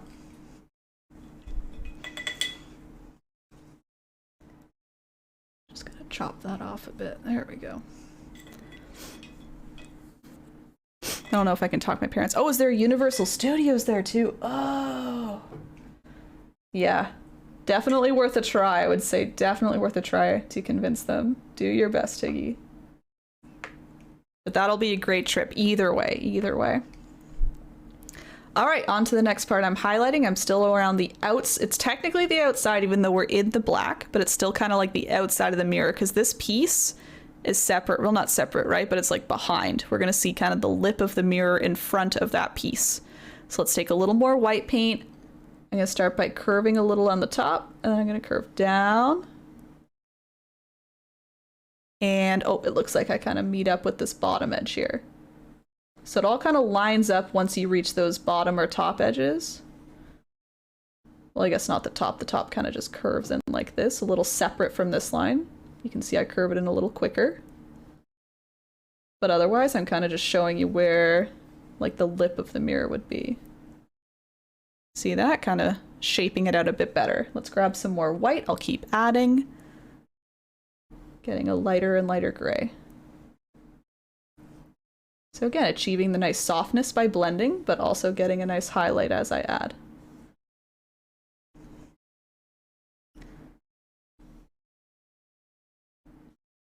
And again, if you want a nice bright, bright white highlight, you can let that dry just a little longer.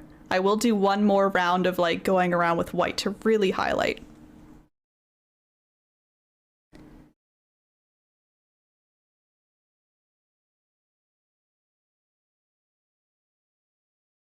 And that's the other nice thing about blending. It kind of helps with not needing to make perfect lines, right? If you were doing like one quick brush stroke, kind of like we were doing with our bridge, right? It's a little more scary, but if you have this black that you can constantly blend into, you can just keep softening things up and adding a little more color, quickly using black to cover if you need. So a little bit less stressful, I hope. A sad alien with a suitcase, oh! He's a little road tripper, a little hitchhiker. I'd pick him up. I don't pick up hitchhikers, but I'd pick up a little alien. I'd help him out. I'm sure he's safe, right? I'm sure. All right, I'm continuing around here. I'm gonna keep doing the outside edge first, so it looks like I kind of curved this all the way around and continued it. Oops, all the way on the bottom here, so I'm trying to hug that bottom edge.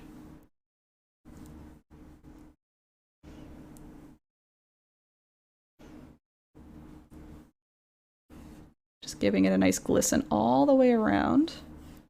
Again, swiping to blend with the black a little bit, turn this into a gray. And if the black is drying, you can easily just add a little to your brush, swipe it around, swipe it where you need it. It's the other good thing, very easy to re-add if you need to.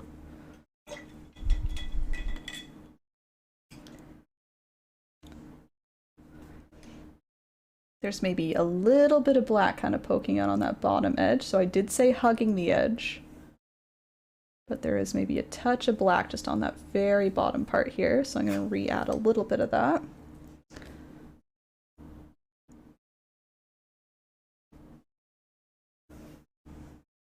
Right, so the highlight's kind of inside again because it's a lip, right? So the light might be bouncing off a little inside, if that makes sense.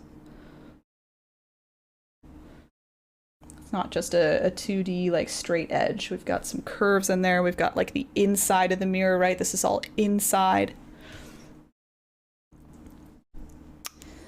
And then it looks like I'm gonna brighten that up. Oops, a little bit more.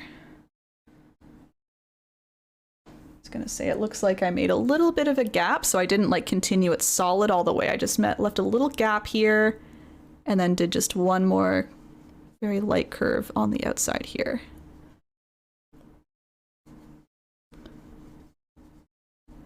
So essentially we are going all the way around, just kind of giving some gaps and some little stops here and there, just so it doesn't look like a big, you know, thick edge, right? The lighting kind of comes in and out, the highlight kind of comes in and out.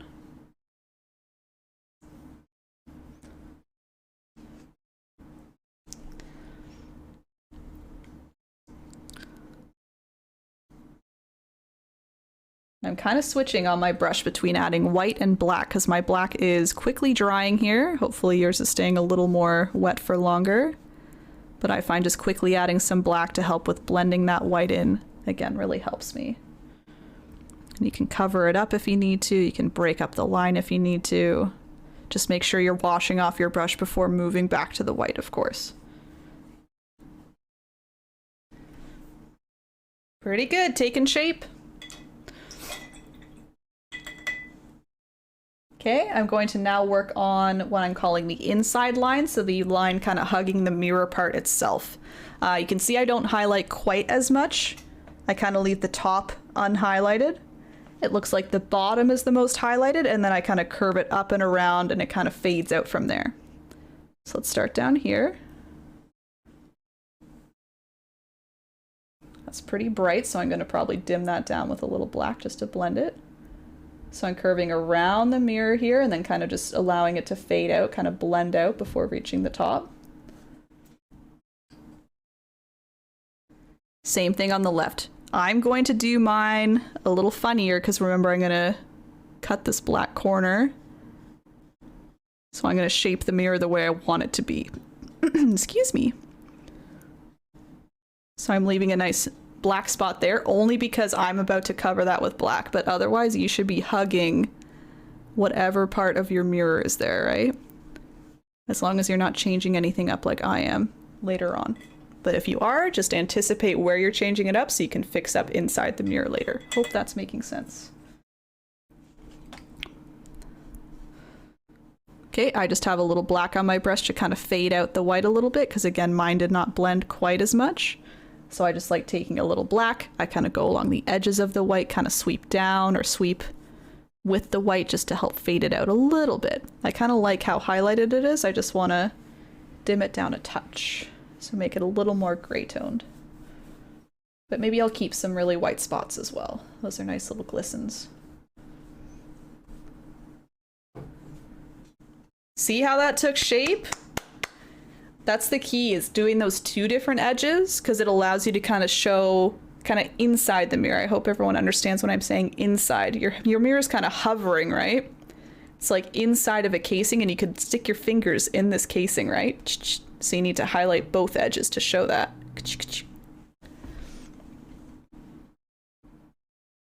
Okay, the only last like real remaining step here, I say real because I will be fixing this. It's not really a step, it's just something that happened to my painting. The last step is just adding a little more white to spaces that you want to be a little more highlighted. So just going over top of what we did with a little more white now that it's dry, and the white will stay put a little nicer. So for example, oopsie, that was a little much. I'll cover that up in a sec. For example, I liked highlighting way up here, for example. Ooh, that was very bright. Oh, that's super bright. But yeah, that top edge I feel like deserves a nice moment. If it had a little too much of a moment, again, just use some black on your brush, kind of sweep across, clean it up. Ta-da, there it goes. But yeah, I'm giving that top part a bit of a highlight moment. Again, see how it breaks up? Makes it look a little more natural rather than a thick line all the way across. Where else deserves a little extra moment? Maybe down here. Right on the inside. Little extra white paint.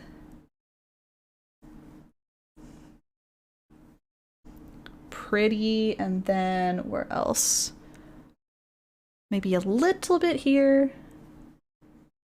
And you don't need to, again, you don't need to highlight the whole thing, right? If I'm doing the bottom edge, maybe it's just a small little portion of the bottom edge. Maybe it's a portion of this edge here. Just little bits. And again, keep in mind, I'll say it again, keep in mind, if you don't like something, so easy to cover it up at this stage. So easy to cover it up. So just go for it. If you're wondering about how much to highlight, I would just go for it. If you don't like it, a little black on the brush. That's all you need. Yeah, my moment was a little too big. It kind of stole the show for a second. So I said, tone it down. Allow the others to shine. Thank you. Maybe a little extra right at the tippy top. Oh, and I missed a little area. Not really missed, but kind of. I also put a little bit of a streak here. It's kind of just giving a little more shape to the arm that's holding, you know? Kind of like curves in a bit. I don't know car mirrors that well to tell you exactly what it is, but just a little curvy moment in there, you know? Just another ridge to highlight. Oh, under the cables would be nice. So I didn't do that in the original, actually. If you see white in my original, it's straight up because I used white to sketch my bridge, and then I put the black of the bridge a little above it, and I can still see a little white underneath. But yeah, you could highlight whatever you want. Just for example, not a step, but you could do a little highlight right below here. That would look very pretty. And again, I kind of accidentally did that on the original, honestly. Just sweeping a little white under. Or along the edges if you want to highlight little edges. You know, now that you know about highlighting, you can go crazy and just highlight whatever you want. Do a little glisten in the road if you want. Yeah, exactly. It gives, yeah, more 3D. We don't want a 2D... Well, I guess the mirror itself is 2D, but we want to see the 3 dimensions of all the objects in it. Yeah, it's kind of a good level up. I love the idea of highlighting and shadowing. You can do that, again, all day with so many different things, and it truly does, like, pump up your painting that much more. Okay, so that's, like I said, technically the last step. Before I say my closing announcements, I just want to see if I can show you how to fix... Because I feel like this might be a problem for a lot of people, right? Where you just kind of cut off a little too much of your mirror. You're like, oh, I wish I brought that back. So let me show you how that can be done. I've already described it verbally, but just so I can prove it to you. I want to cut off this whole black area here. You can see how I highlighted around it. Pink on top. I might need a little more white in there. Cover it up. Bye-bye. Bye-bye.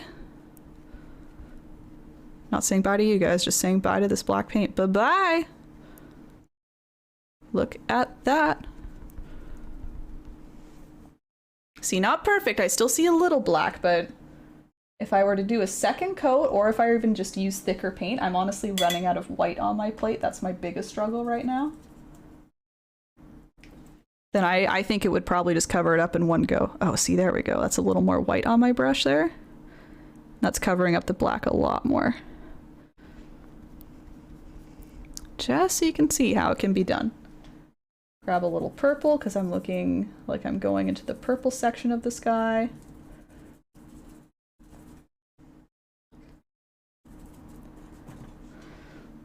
Grab a little purple, add that in.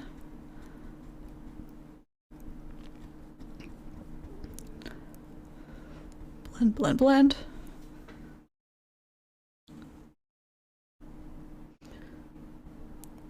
And it might look a little botchy, right? When you start to really get close and be like, oh, that's not the same purple. But the other thing that'll help is adding those cables back in.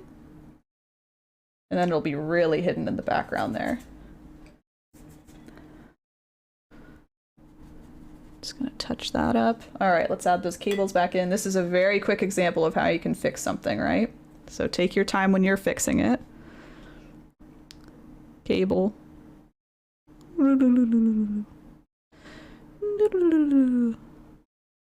Something like that.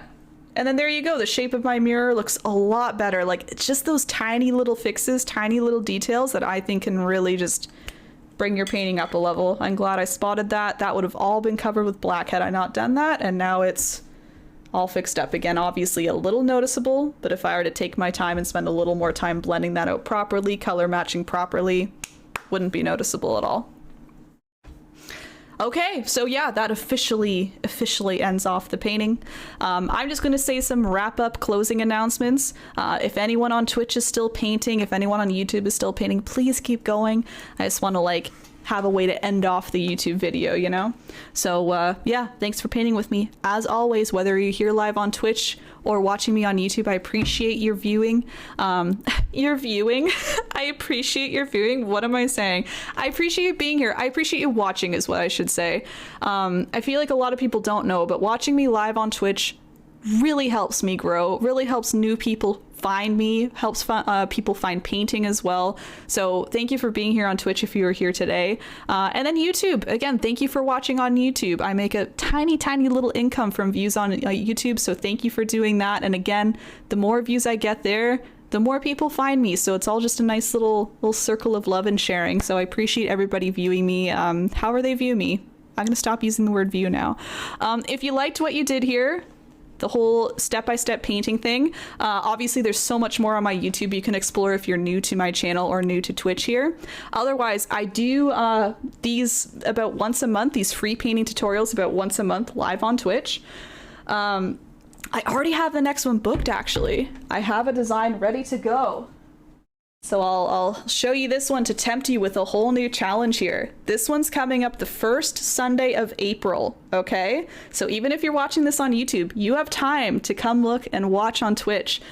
Plan ahead for the first Sunday of April, 4 p.m. PST or 7 p.m. EST. I'll teach you this lovely layered painting. Lots of little dots in here, lots of layers of green. Oh, I love it. So yeah, you can expect that coming up in a few weeks. Otherwise, like I said, YouTube is a good place to go. And if you just liked watching me, honestly, I'm on Twitch all the time. In between these free painting tutorials, I'm just painting my own work. I displayed this, for example, like I made this on Twitch over the last couple weeks.